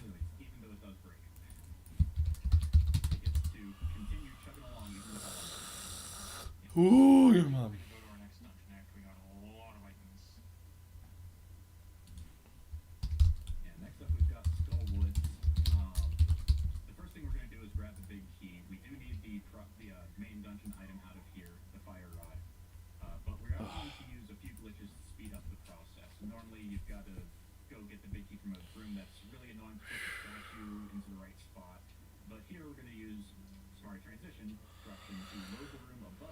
Oh my god. Oh. Oh. Transitions are going to happen from that room, which puts us right next to the big chest. It's all very nice and handy. However, our camera is broken, so we do have to exit and then re-enter because that fixes our camera. Next, we've got another little push that we're Turbo Super Psychic Man 21st Century. That is too many like characters for a username on Tome. I forgot. I think the limit is like 12 or some shit. I can't remember.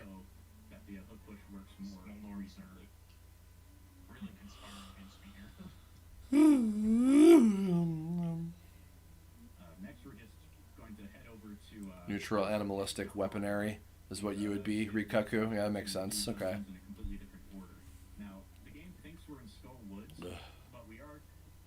It's funny, I was just talking to Jello a second ago about the Epithet Race thing. I think I had Jello voice like every bird guy in the whole game, so he probably would have voiced your guy if he had a speaking line in the RPG.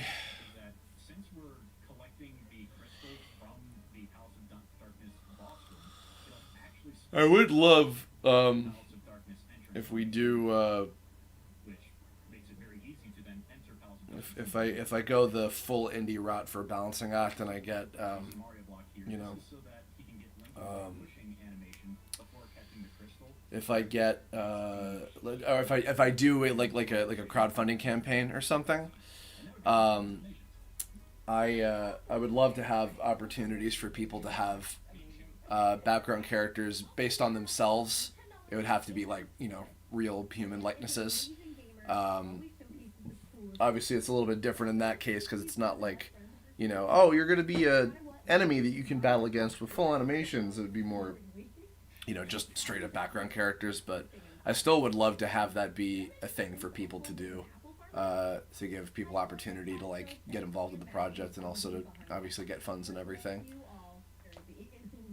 And kind of thinking about possibilities of that and stuff. Webmaster humanoid. Probably. Perhaps Webmaster is beyond race. Just as they are sort of beyond gender. Alright, so we just went into EG again, and we're actually going to that very same room that we kicked out to go get the hammer earlier. It did happen to be the same room that holds Mothula, because we have this multi-directional conveyor that happens, and that just winds up being what merges the layers together. However, Mothula has some... I mean, I would love to have a team, but it also depends on budgetary things. If I go full indie, it's going to have to be like, you know, whatever I can afford. I would love to pitch it too, to get a real budget, like an actual budget, and hire a proper studio and stuff. But you know, it's that's a bit of a crapshoot, and obviously a tremendous risk.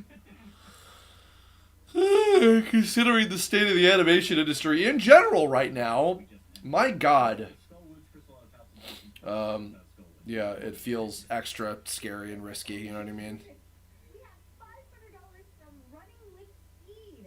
She says, "Hey everyone, it's the directors of the new documentary Running with Speed here, and we are thrilled to be sponsors of AGDQ 2023.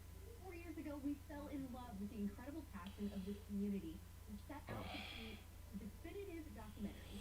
This week, our film is finally available, and we couldn't be more thrilled with the response. Running with Speed is narrated by internet legend Summoning Salt, and during AGDQ, $1 for every sale is going to the Prevent Cancer Foundation in donation like this." Thank you so much. I'm so excited to watch it. Oh wow, they made a documentary about speedrunning. That's really cool. So next up, we're going to clear Swamp Palace, and to do that, we're actually going to do Desert Palace, as one does. To clear the wettest dungeon. So here we're actually going to, we're going to gloss over a few things here, but... I think the word of the day is jinkies, and not in a good way. Yeah, well, less said about that, the better. When you want to support something, you support it and talk about it and spread the word. When you don't want to support something, just don't acknowledge it. Very specific value. Bombs only do a quarter heart of damage. It doesn't even show up on the HUD. And the Vulture also does a quarter heart of damage. So using those two together, plus some extra damage, like from the Demos here and a Valent, as we'll see later on, makes this be in range of taking a death. Now, the funny thing about that hole is that it is a range-specific glitch. We do have subs to make it easier, but it has to happen on the exact same frame. Now, what winds up happening from that is it actually loads the room that corresponds to whatever hole we fall into. Split between humanoid, or cybernetic. I like the class systems in the RPGs for everyone. It feels super good. Yeah, I'm happy with how the class and elemental and race system and everything in Tome. I thought it worked pretty well. It was, you know, relatively simplistic, obviously, but... Now, as far as Arceus is concerned, normally you need to use the hookshot to pull off the puffs one by one. Yeah, but I mean, that's the sad reality, is that it's, oh, Sonic Prime is not going to get canceled. It's a, you know, it's a known IP, and I'm sure it did incredibly well, so I don't have any fears about that. And they haven't even put out all the episodes. We only got, what, like 8, I think, or something? So, yeah, it's just, you know, when you go full indie, that's the reality, is, like, you don't have a large budget to work with. So you make do with what you have and, you know, do the best that you can. And that's the thing, is, like, you know, the stuff that I've done for Tome, I've been able to do it, and, you know, I've been able to accomplish making that series and the game because I went with, like, you know, like a relatively small budget and et cetera. I was able to pull that off, and I'm very grateful and glad I was able to do it. But at the same time, it doesn't look great. My stuff doesn't look amazing because I'm doing it all myself, and I'm not a master artist or animator, and I don't have a full team or a full studio or whatever to do that. You know, that's the sad truth of it. But that's the sacrifice that I chose to make, and, like, well, I can still make the thing and have it be out there and exist. So, you know.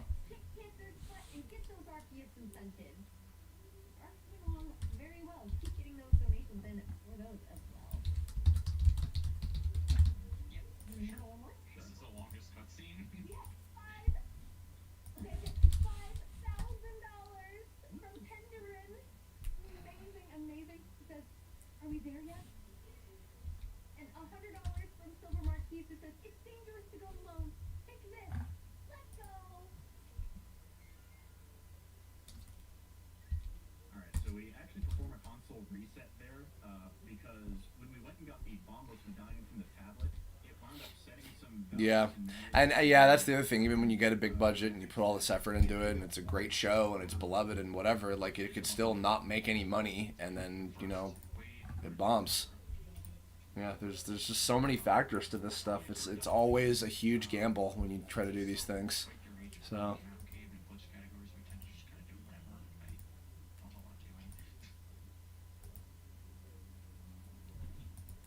We kind of just do it whenever it's convenient, and now is when it's convenient, so.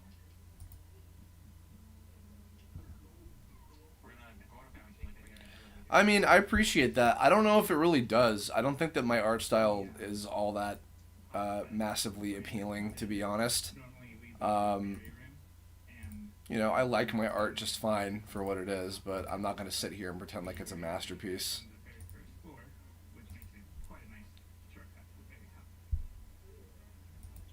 Okay, Moldorm is. He woke up and chose violence. Yeah, that was kind of close there. Let's see if Ben can get the fanfare skit. Okay, there. That's what you're after. We go.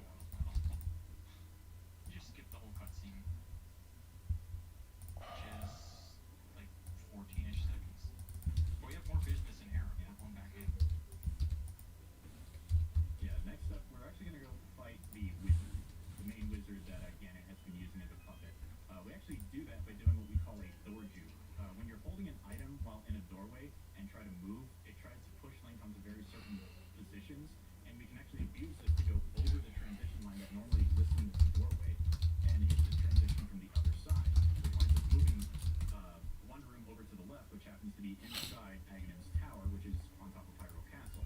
And we can use that to go right into the Camera's broken, so you can't really tell, but that's where it was. Yeah, You just go through the whole and Yeah, that's true. It was appealing enough to have 2 successful crowdfunding campaigns. That is true, Adam.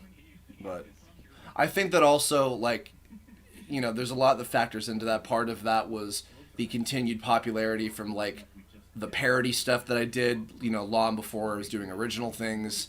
And then, the cast that I had, the actors to help kind of, make it popular, within the cast and everything. And then also just the novelty of getting your character put in something anyway.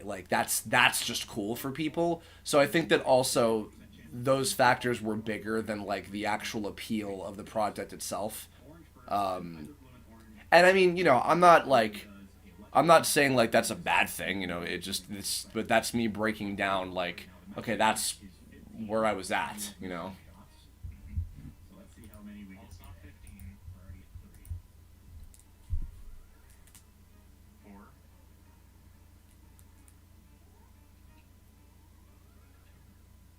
So when he does the lightning attack, I'm going out to the right there.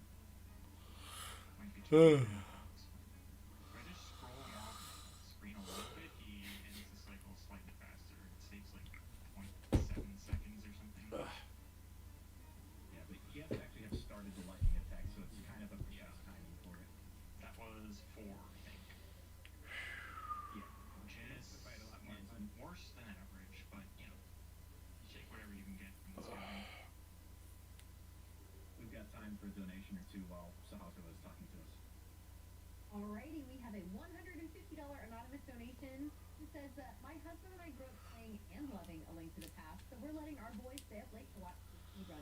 Thanks to all the runners and friends. I'll get back to it in a little bit longer, just continuing to rest my arms for a bit.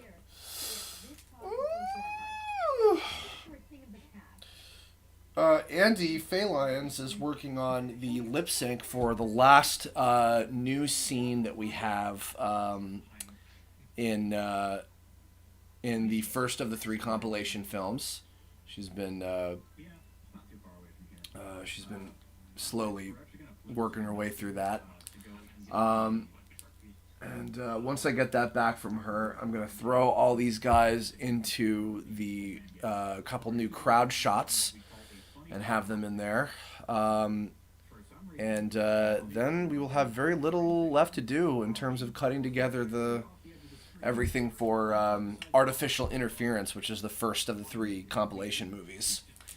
And then I can start working on the second and third one.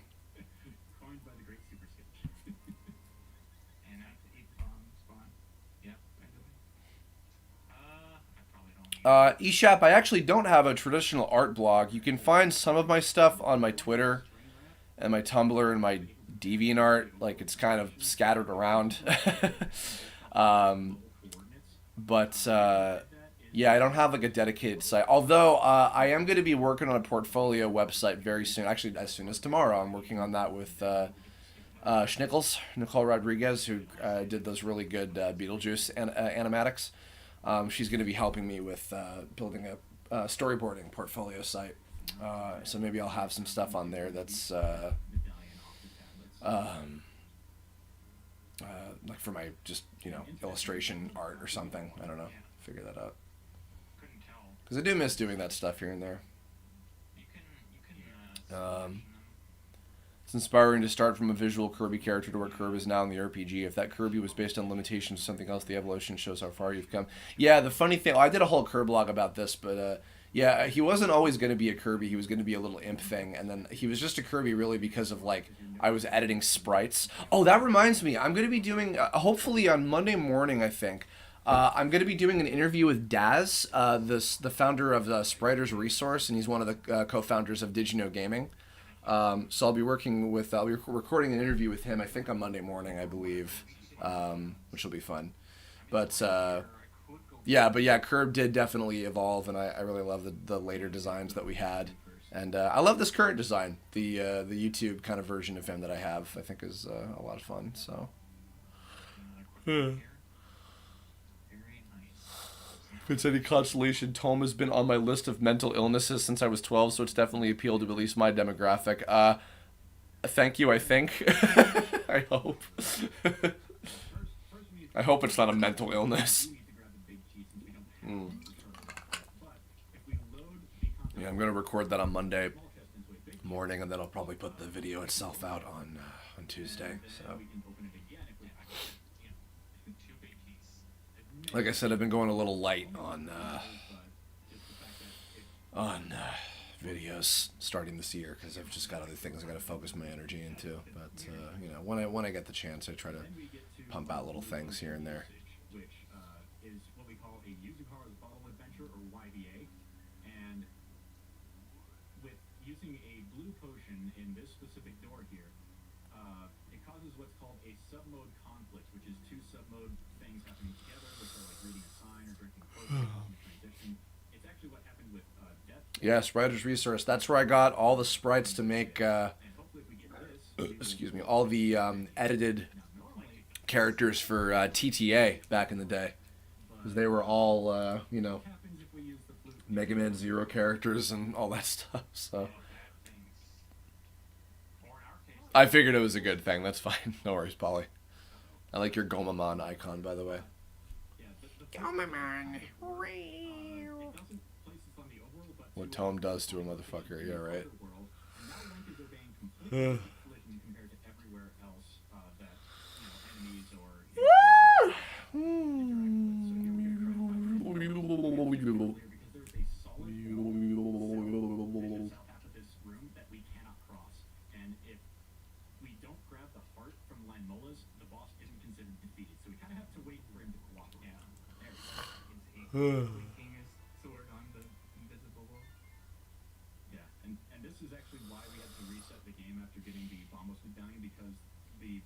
I hope you guys enjoy when we do the premiere of the first of the A2Z movies. I hope that you guys enjoy getting to relive the episodes again. It should be fun. When navigating through Plaid World, there's actually very specific camera considerations we have to make. The routes that we take have to make sure that we take the transitions well enough that everything stays synced. Otherwise, we aren't able to do all that we need. And largely what we're trying to do is a boss rush. We just killed Lanmolas, and now we're headed over to Trinex. Maybe I should talk to Raccoon about maybe Raccoon and Kerbifer doing like a watch party of the of that movie. Yeah, different collision and all. When it comes out, that might be kind of fun. It's also very trippy that kind of the background of the room moves whenever he moves. Very weird and disorienting. Yeah. Can I get random live lessons? I don't know what that means. Please explain. Funny property about this. Every time I yawn, you think I'm about to break into an a cappella number of Billy Joel's for the... Really? Oh. Sorry about that. I'm so tired because I was up until 4 o'clock in the morning. Something where, like, it can't play an overworld song when you're in the underworld. I've had an awful sleep schedule as of late. I forgot that was a Billy Joel song. Man, I'm an idiot. I don't know shit about music apparently. Is the same kind of collision as like a spike floor, but since that's the collision of the underworld, we get to ignore it. Yeah, since our dungeon ID is Turtle Rock, we'll get the Turtle Rock crystal here. And because there's this glitch with the music, it just skips playing the camper and we go straight into the crystal cutscene. And what a lovely So you cutscene. can get a couple donations in. Alrighty, let's get it. Okay, we have $200 from a peach to the last. I love that. It says, it's my 10-year anniversary of watching AGDQ. I'm still not tired of seeing Monk save fireballs. Keep it up, Glenn, and let's beat cancer. Must have $100 from Rascal Nick. Says, another awesome AGDQ. Thank you to all the runners and staff. So glad to see this going to the last run. Okay, one more. $100 from I should sleep. Yeah, well, it's only 6 at night, and I need to make dinner after I finish these last few guys. So, Only thing left now is pipe.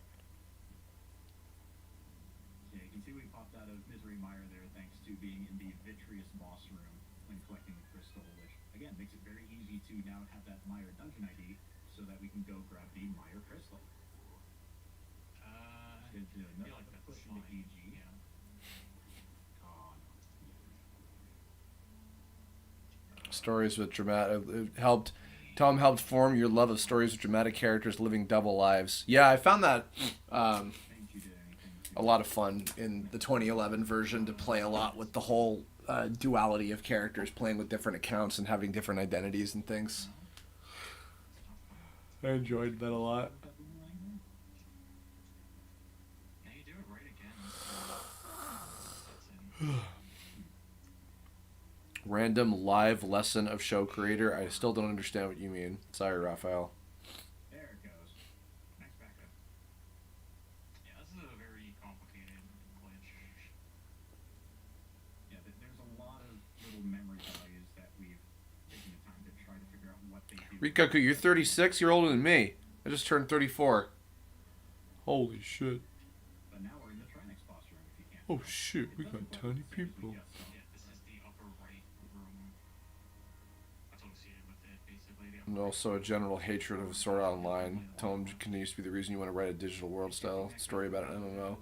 Yeah, MMOs can be... You know what's funny though? They can be an interesting setting. At the same time, it's very limiting because there were a lot of things that I wanted to play with that I realized, oh, that doesn't make any sense because they're just playing a video game. It's not real. You know what I mean? My son's favorite game. So... Here's to a great run for a great cause. Praise the Epic Ape the Undead showed my friends the 2011 Tome. They got surprised with the Zeto curve twist. Yeah, it's so funny. When I talked to Michaela and Courtney that watched the show together, like as it was airing back in the day, they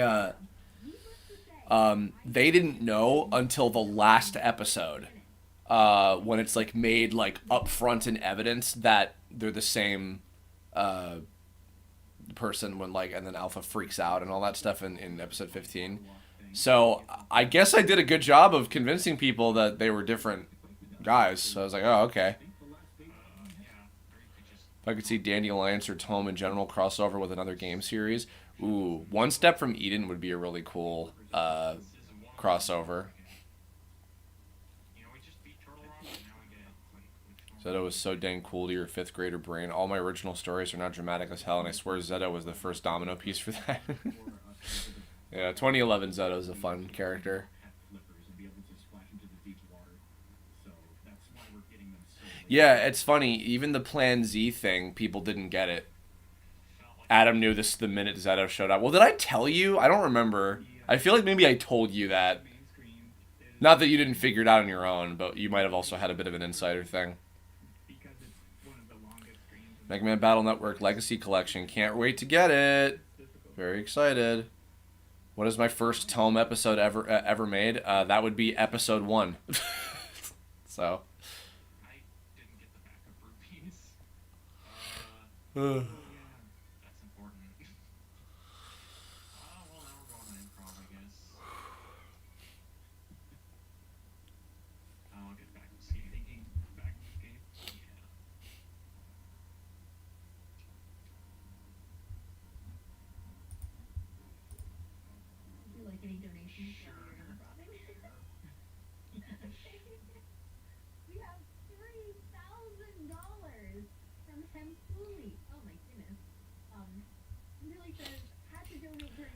You remember being part of the crowd feverishly theorizing on DeviantArt on whether Curb was Zeto or not. Yeah, I do remember seeing I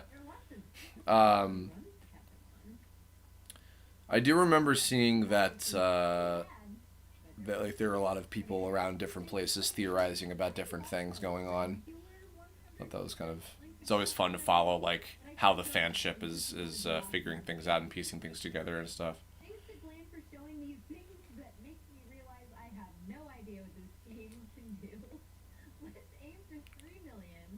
I think you knew my voice and put things together based on how you'd write, and I was like, yeah, that fits. Okay, yeah, fair enough. Well, that's good. I tried to play them just separately enough in terms of attitude that it was still convincing. So, same guy. Oh, I thought they'd be brothers or something. Some people thought that Curb and Archie were brothers at one point. I think there was even like a fanfic or something that was about that. I vaguely remember something like that on like Tumblr.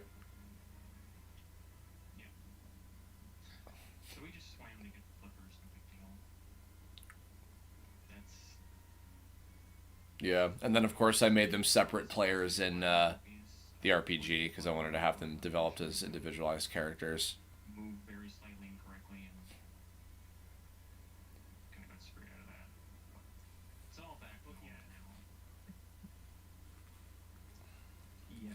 Yeah, this is this is actually part of why the whole angle that I'm going for with the A2Z version of the story is that it's from his perspective. So, to refresh, the first one of these 3 movies is going to have episode 0 and then episodes 1, 2, 3, and 4. So it starts with the origin of everything with the Net Kings. And it's made up front with some of the new scenes that Zeto and Curb are the same guy. And then that delves a little bit more into what Kizuna and Zeto were up to in between the different episodes and things.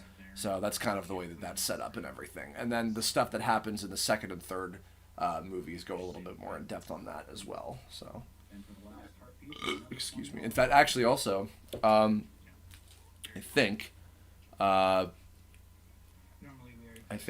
a week from today, I will be filming the live action material, the new live action scenes that I'm going to be including in the second and third ones. So. And then we go into our last dungeon, Ice Palace. Can't wait to hear me scream when Zeto gets his arm yoinked off. Boy, howdy. Once again, we will be entering EG. Zeto's your favorite blue boy next to Sonic? Mega Man should be higher up on that list, but I still appreciate that.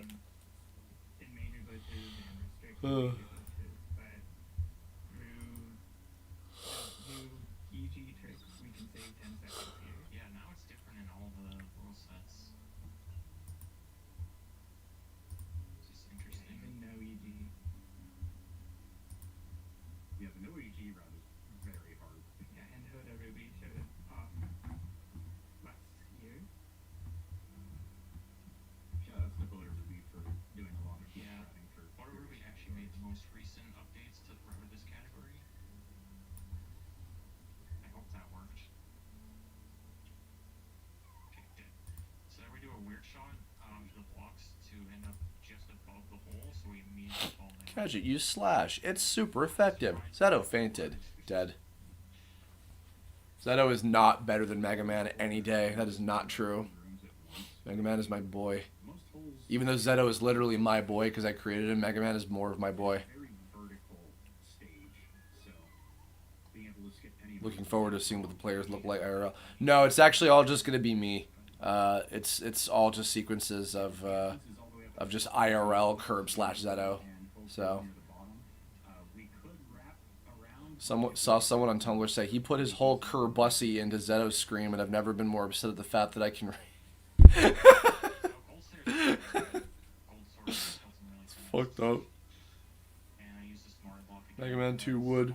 Bloom, bloom, bloom, bloom, bloom, bloom, bloom, bloom, bloom, bloom, bloom, bloom, bloom, bloom, bloom, bloom. How's my not going? Not bad. Taking a break, watching GDQ for a little bit. Gonna get back to work in a few minutes here. Thanks for bearing with me, everybody. I don't know what's funny, Tomemon or Tomemon or Kerbussy. They're both equally terrible. I mean, funny. Is that scene with everyone in the room after the arm slicing thing's going to be redone as live action? Or, no, it'll still be the animated stills because those illustrations by Fooly I thought were fantastic. So, is IRL curb / Zeto's name Chris? I always assumed, but I don't know if you've ever said. Interesting question. Maybe perhaps a question that will be answered in the A2Z film trilogy. How did my neighbors react to screaming in that scene? I recorded that actually at Ben Diskin's home studio in a booth, so it was not hopefully heard by his neighbors. And actually, I even recorded the new lines at Ben's studio again, 5 years later or whatever it was. So there's 3 Agons now, so naturally we call it Agon 2.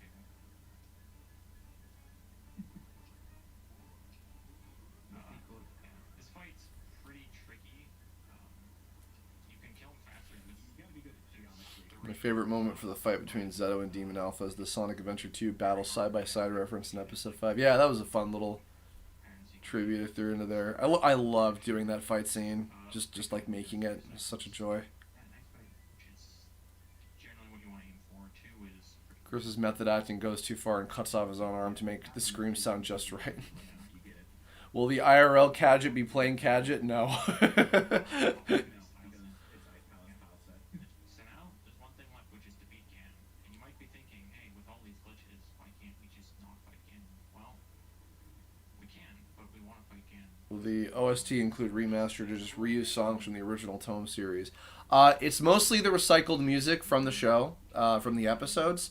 There's a very tiny bit of new music. One track I actually licensed from Link, VHS cassette, who's done some music for the game, actually. They had a song that they had posted on their SoundCloud that I wanted to kind of use for one of the new scenes, and they were kind enough to allow me to do that. And then I actually did a couple little very light piano rearrangements of certain tracks that will be in there as well. And I might even just like post those separately, like on Twitter or something. They're not big enough to be considered like, a whole OST release or something. But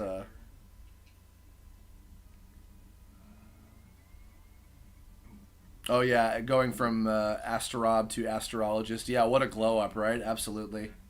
I love Astrologist. He's so much fun. Well, actually, that's Asterob, so much fun, and Astrologist, so much fun. Hello, it's me, Connor. So now he's dead, and that is the run. Time will be coming up as soon as I touch the entrance of Triforce from here. Next run. Yeah, his voice was like, buddy, Sea Dog. I haven't talked to Connor in a while. I've been so bummed. I've missed Connor. He's come to visit LA a few times, and I've never gotten the chance to catch him. Oh, would Torben be in... No, I haven't planned on that, sadly. I know that'd be kind of cool to see, but... Fetch me my scimitar. by using backup strats. Yeah.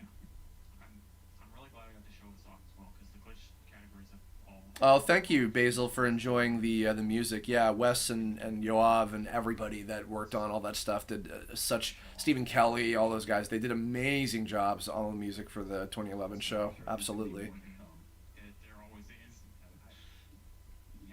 Yes, the Shadow Guard Beast is the same as the one as Kagemamoru and Kageto from TTA. It was the same, like the next incarnation of that character, basically. So Yeah, so I guess I'll give a few shout I can still say Kagemamoru and rolls off the tongue, excuse me.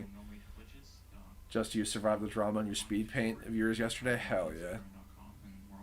And my emo ass Shadow the Hedgehog ass fucking song version of it. What do you want from me? Why don't you let me be? I wrote those lyrics like forever ago. Always big shout outs to Yuzihara for finding more than half the glitches that we use.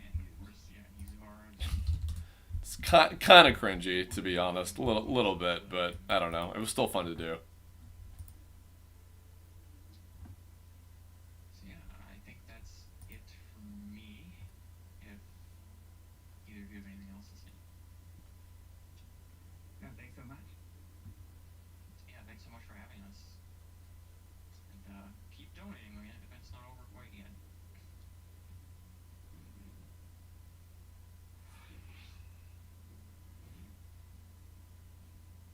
Oh my goodness, that was such a good run. Congratulations again to Glam. Love seeing that. It is so broken. What an amazing game. Speaking of being so broken, we have a bunch of donations giving lots of love to this run. Like, from Rick Keeper who says, A Link to the Past is my favorite. Is Curb/Zeto's favorite Sonic character Shadow the Hedgehog? Yeah, probably. That would be about his speed. Okay.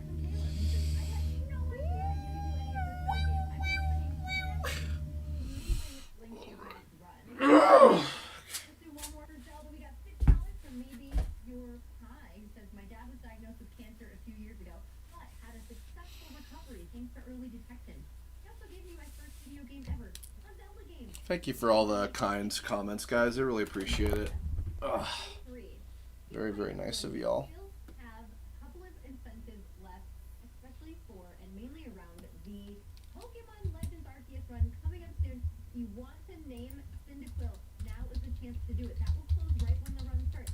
You gotta get in your donations now for that. Right now we have, I think it's Kato Glitch, I believe, is in the lead by quite a bit. So you need to donate now if you want to have those red. All right, let's get to it. For the name.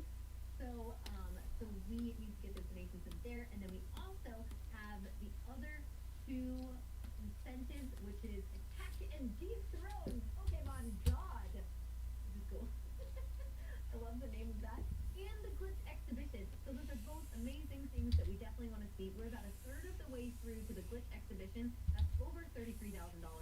And we have over $22,000 raised for the dethroning of Pokemon gods. So if you want to see that, definitely need to get your donations into that. I love that so much. We have so many donations coming in for that too, which I love it. I love the enthusiasm. Let's see. Let's also get in a $5,000 donation from David D. Thank you so much for that support. Holy moly. It says, to all the runners, staff, volunteers, and cuties in chat, thanks for a fantastic week and a great kickoff to 2023. Let's wrap up this This is a new version of Coronard, also a quick as you knew him from the RPG. Instead of him being a magician, he's more of a gambler sort of version of him. Dream Team.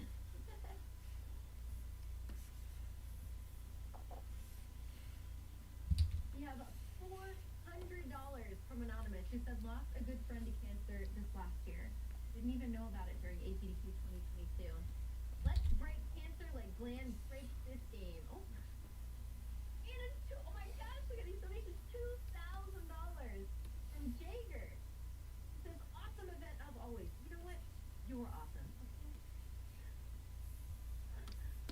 I want to give a quick $5 donation shout out. I love this one because this is from a panda who loves We love you too. And they say, for Mike Uyama, thank you for everything you have done for all of us. You are an amazing human being. Put some hearts in the chat real quick for Mike Uyama. Oh, Mike Uyama.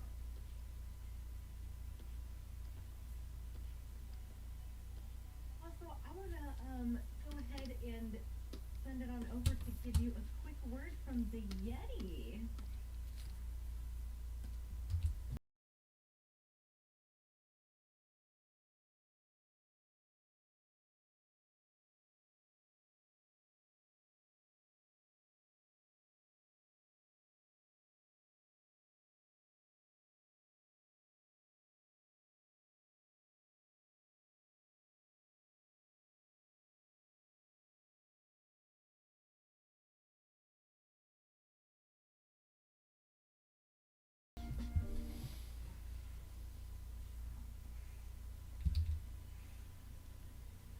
Okay, listen, we also need to talk about something awesome that is GDQ related, and that is hotfix. Now, speedrunning isn't just limited to AGDQ and FGDQ. Did you know you can watch every weekday night at 7 p.m. Eastern and weekends at 1 p.m. Eastern here on Games Done Quick? With our hotfix shows, they're awesome. I even host a hotfix show. I have so many friends who host hotfix shows. They're amazing. I love all of the shows coming up. Plus, not only is my show, we have a cool announcement for that. We have a fun name change to fit the theme of the show a little bit better. Once known as That's Never Happened Before. We have a new name coming up, so feel free to check out the next episode if you want to hear about that. But my show's all about glitches and such, so feel free to come see that for some speedrun glitches. Wait, did you know that we also have our very own Speedrun who hosts a show as well on GDQ Hotfix? They will be commenting on the Legends Arceus run, so I needed to make sure we shouted out Keys and Jay Hobbs' show, which is called The First Step. That's every Thursday. You can check out their show. If you're like, how do I get into speedrunning? I don't know, I'm kind of nervous about trying to run something for the first time. That's what they do. It's amazing. We have so many amazing hotfix shows. Please go check it out. You can go to gamesdonequick.com for more info on that. And if you want an intro to hotfix, we have at 1 p.m. Eastern tomorrow.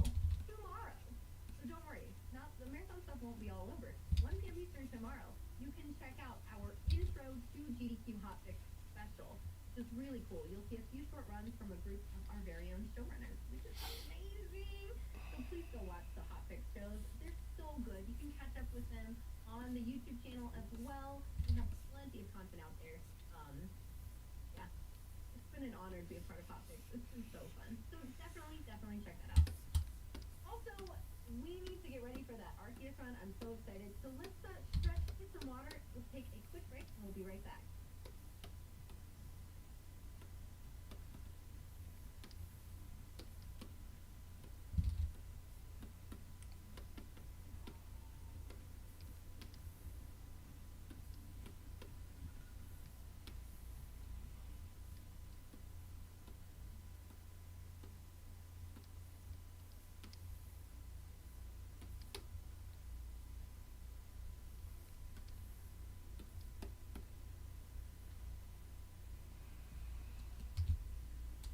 Cool.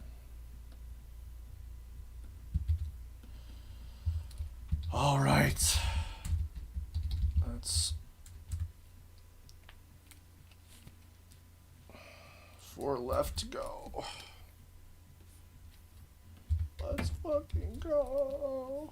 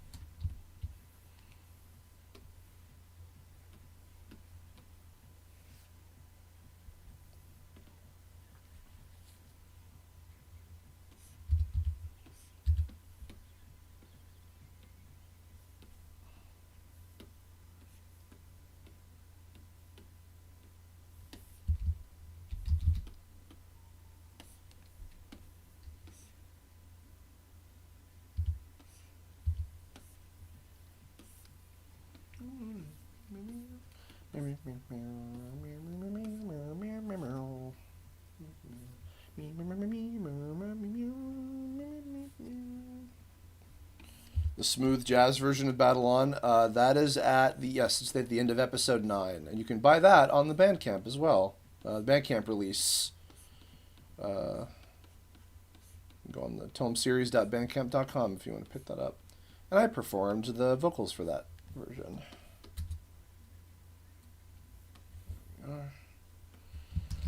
Okay.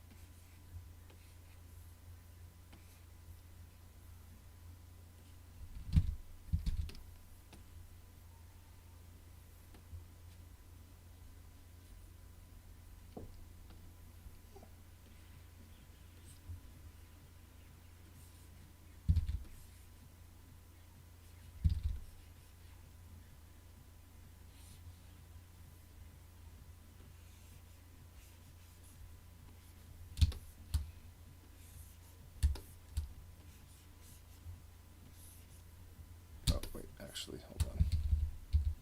There we go. It's a cute little character. I think it's like a bull. It's some kind of bovid sort of character. It's very cute.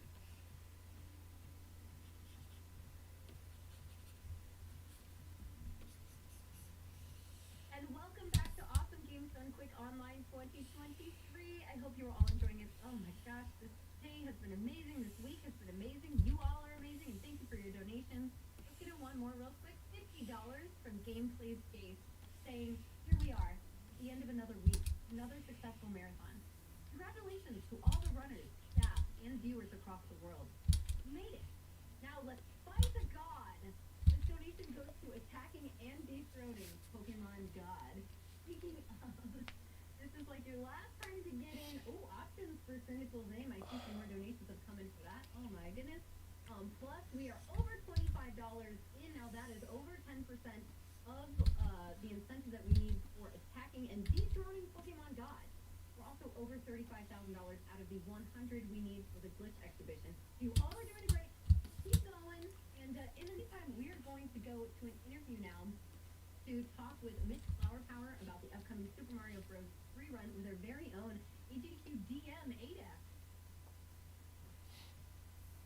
Hello, everybody at AGDQ 2023 online. Here, actually, I'll play while we're waiting for the actual Arceus run to start. I'll play a little more of the Tome music. Amazing, I'm better now. Right on. I'm excited to talk to you about this run.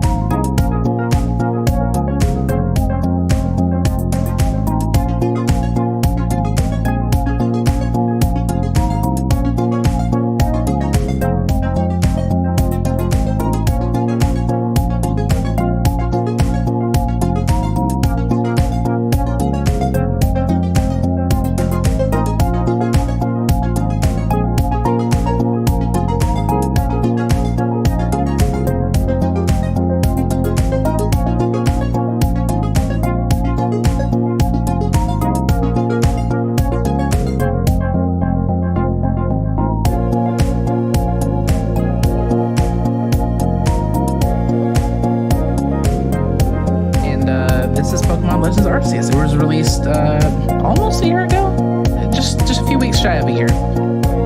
This is going to be the All Lords category, which is basically the 90% run minus the first 12 minutes, then minus the final hour. I do have some commentators with me if they'd like to introduce themselves, but I do want to get the run started first. I guess on my count then. All right, 3, 2, 1, go. All right, hooray! Yeah, woo, woo! Happy birthday, Pokemon Legends Arceus, almost. By the way, I just think it's important to call out birthdays when they happen. Also, I'm Corbin Bay. I'm commentating this. And a happy kind of birthday to Kizaron, if we haven't said that yet. I mean, close enough. If Legends Arceus is close enough, then it's close enough to your birthday. I'm T-Pat. I'm also a Pokemon speedrunner. I really like this game and all the Switch Pokemon games. Hey, I'm a washed-up speedrunner. I'm just here. Same. No, you're not. You've been doing great this week. Learning Gen 1 again has been pain. You know what isn't pain, though? Legends Arceus. All right. So we picked Cyndaquil as our starter as the Arceus run has started. Going to have that on in the background, and I've got just one more to do. There's one more to go. Yeah, so of course we have these three very unique starters in Cyndaquil, Oshawott, and Rowlet. Cyndaquil now stands out. Yeah, three great but unique because they're not Gen 4 Pokemon, and this is technically the Sinnoh region, though way back in the past, so it's called Hisui.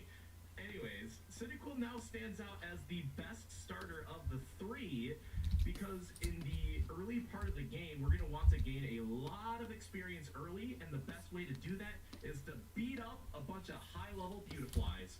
And Cyndaquil is best equipped for that, not just because it's a fire type, but it has access to the move Rollout, which is not 4 times effective. It's weirdly 2.5 times effective, but the whole battle mechanics of this game are kind of weird to begin with, so just roll with me.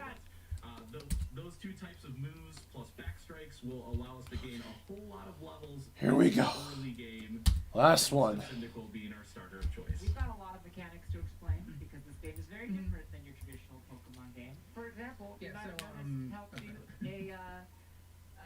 helped you with best solid snake impression right there. If you want to explain the reason for that. Yeah, so basically what happens when you run into a cutscene, most of the cutscenes in this game, the game will wait for your character to be completely neutral in like movement and like posture before it'll start playing the cutscene. So the idea is to give the game like the shortest animation to work with. Running directly into a cutscene with no alteration at all will result in this little like buckling animation where your character like comes to a complete and sudden halt out of their dash. However, if you crouch walk into a cutscene, all the game has to do is stand your character up, which is much faster than running head on into the cutscene. It takes about a second every time you do it if you do it perfectly, and there's about 30 instances in the game, so it does add up slowly. Yeah, this is a Pokemon game, so we'll be watching a good bit of cutscene. So we're going to need as many of those Pokemon Dex donations as possible to get us through all those cutscenes. So please send those in. Donations. Donations a good time. Good time for donations right now. Yeah, do it. Okay, we can do it right now. No problem. We have a lot of people donating with their favorite dex entries, so feel free to get more of those donations than everybody with your favorite dex entries and why, so that we can help climb up in those incentives for because we need to dethrone a god and we want to see some glitches. So we have $100 here from Siege, who says, "What's up, DDQ? Donating $94 for my favorite Pokemon, Gengar, plus 6 Bulbasaurs. Best of luck to the runners and dethrone God." I can't wait for someone who's never seen this before to just tune in every time there's a donation. Dethrone God, yeah. It's like, what? So you maybe noticing these little white things in the corner of my screen. T-Pat, what's the weather report here? The weather report right now is harsh sunshine. And thus it's very bright. Okay. I had a whole weather report prepared for this. Professional terms? Is that how you say my weather? Harsh sunshine. Did you bring your sunglasses? Well, in Hisui, I don't think they're invented yet. I'll be honest, I didn't realize realized that the edges of the screen got brighter when it was harsh sunlight. I just didn't know the difference in the game. It's kind of subtle. It is subtle, but yeah, it's definitely there. The other weather. Imagine running catch-all where you have to pay attention to that because the distortion will not spawn under this condition. That's true. That's true. But that doesn't matter for this category. Listen, weather is very important in Legends Arceus. Weather's very Said important. the meteorologist, but it's also actually true. T-Pat, weather's really important in all walks of life. Okay. Thank you. That's right. Hey, T-Pat, speaking of weather, what's our weather tomorrow? Scattered showers. I don't do the Spokane weather report on the finale day of GDQ. It's my day off tomorrow. I want to know if I can enjoy it. Okay, so this game is different than your standard Pokemon game because you're able to throw Pokeballs all over the world like as much as you want. So right here, Charlie's really running away from you. Hal's gonna throw a Pokeball. It's gonna do that big animation which is called a backstrike, which makes it more likely to catch. And you can catch Pokemon without going into battles, which is amazing. And I wish they kept it for Scarlet and Violet, but they didn't. Yes. Thank you. I actually really enjoy that you can catch Pokemon just in the overworld without having to engage them in battle. I can't believe they got rid of it. Yeah. Another thing they did in this game is that you can just throw your Pokemon at stuff and they'll do stuff for you. Besides fight, they'll do other stuff too. So we're gonna throw. Never mind, we're gonna skip it. I did it before. Oh, you did it before. Yeah. So yeah, if you throw a Pokemon out of the tree, it'll pick the berries off the tree. Throw it at a rock, it'll break the rock, and that gives you. It's funny because like you have time to break the tree while you're waiting for the Starly to get in the ball, just a little bit of time. And then when Rival, tells you about the tree, he's like looking at it like there's something in it, but there's no longer any berries in it. It's like, hey, look at all these beautiful, delicious berries that your Pokemon can eat that are in this tree, and it's literally just an empty tree because you already farmed it. So what is the likelihood of a drought in this area, CPAT? Drought, I believe, is around the 15-20% chance.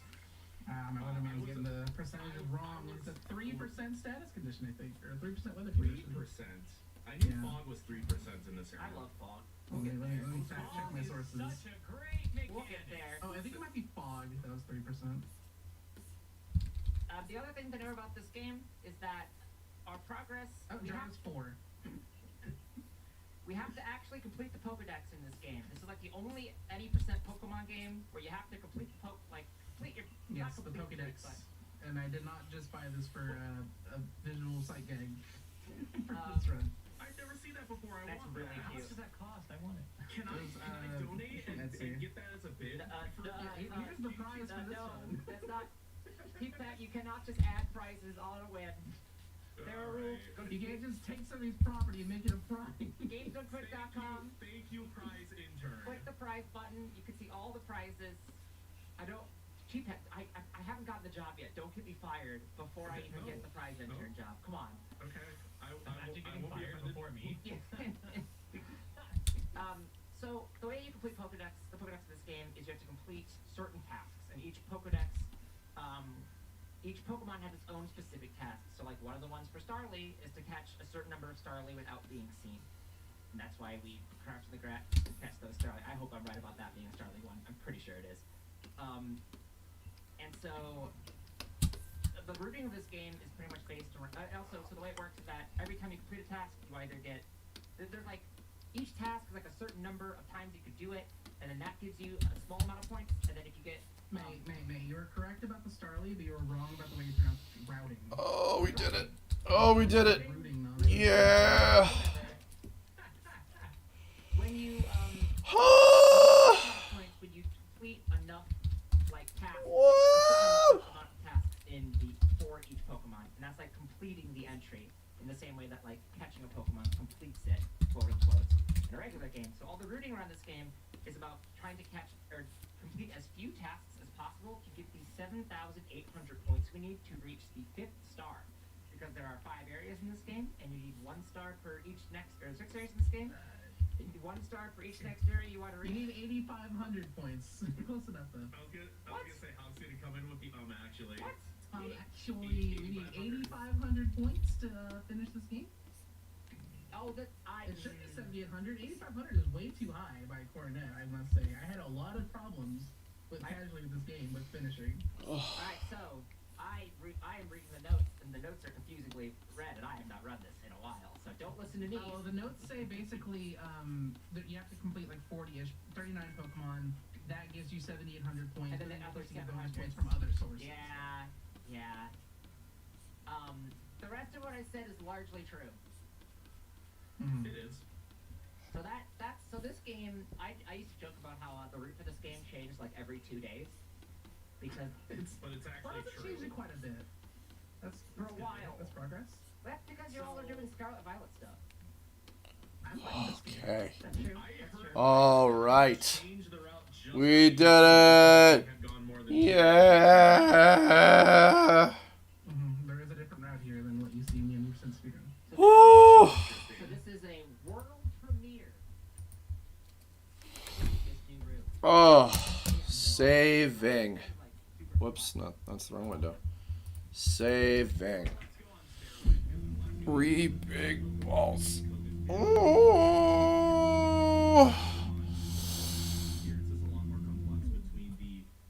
Oh. Oh my gosh. All right, thank you guys so much for joining. I will run through these real quick. Thank you all again, everybody, so much for donating for the TOME A2Z compilation movie trilogy to have these characters featured in some of the new scenes.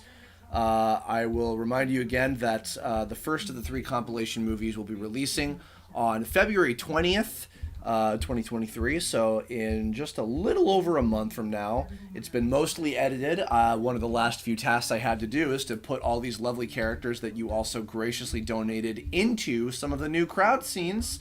So I'll be doing that hopefully next week when I get back the last bit of lip sync animation from Andy Faye Lyons, who's helping me out with that. But it's been a pleasure. It is always a pleasure for every TOME project and otherwise for me to get the honor of drawing all of your characters, and that you have so kindly donated your money to support me doing these projects in the first place. Like, it is a privilege and an honor, or a priviler, which is both a privilege and an honor, to get to have your characters be in my world. The fact that you all want to be part of my world is incredibly flattering. So thank you for continuing to support these projects, to support independent animation, and I hope that reliving the story of the 2011 animated show will be a fun experience to see it again from a little bit of a new perspective. So I'm gonna go head off and watch the rest of the GDQ marathon on twitch.tv/gamesdonequick. Once again, also go check out the Heart of the Cards podcast with Dan Green and Eric Stewart, which I listened to the latest episode of earlier today. I don't know what my next I think the next video I do might be the what's it called, the interview with Daz, which will be probably on Tuesday. But I'll continue to try to put some stuff out wherever I can and wherever I have the opportunity and everything. But in the meantime, thank you everybody so much. Have a lovely rest of your weekend, and look forward to the first of the 3 Terrain of Magical Expertise compilation films of the A2Z trilogy, which is TOME, Artificial Interference, coming out on February 20th, 2023, in just a little over a month from today. Thanks everyone, take care, and I'll catch you all later.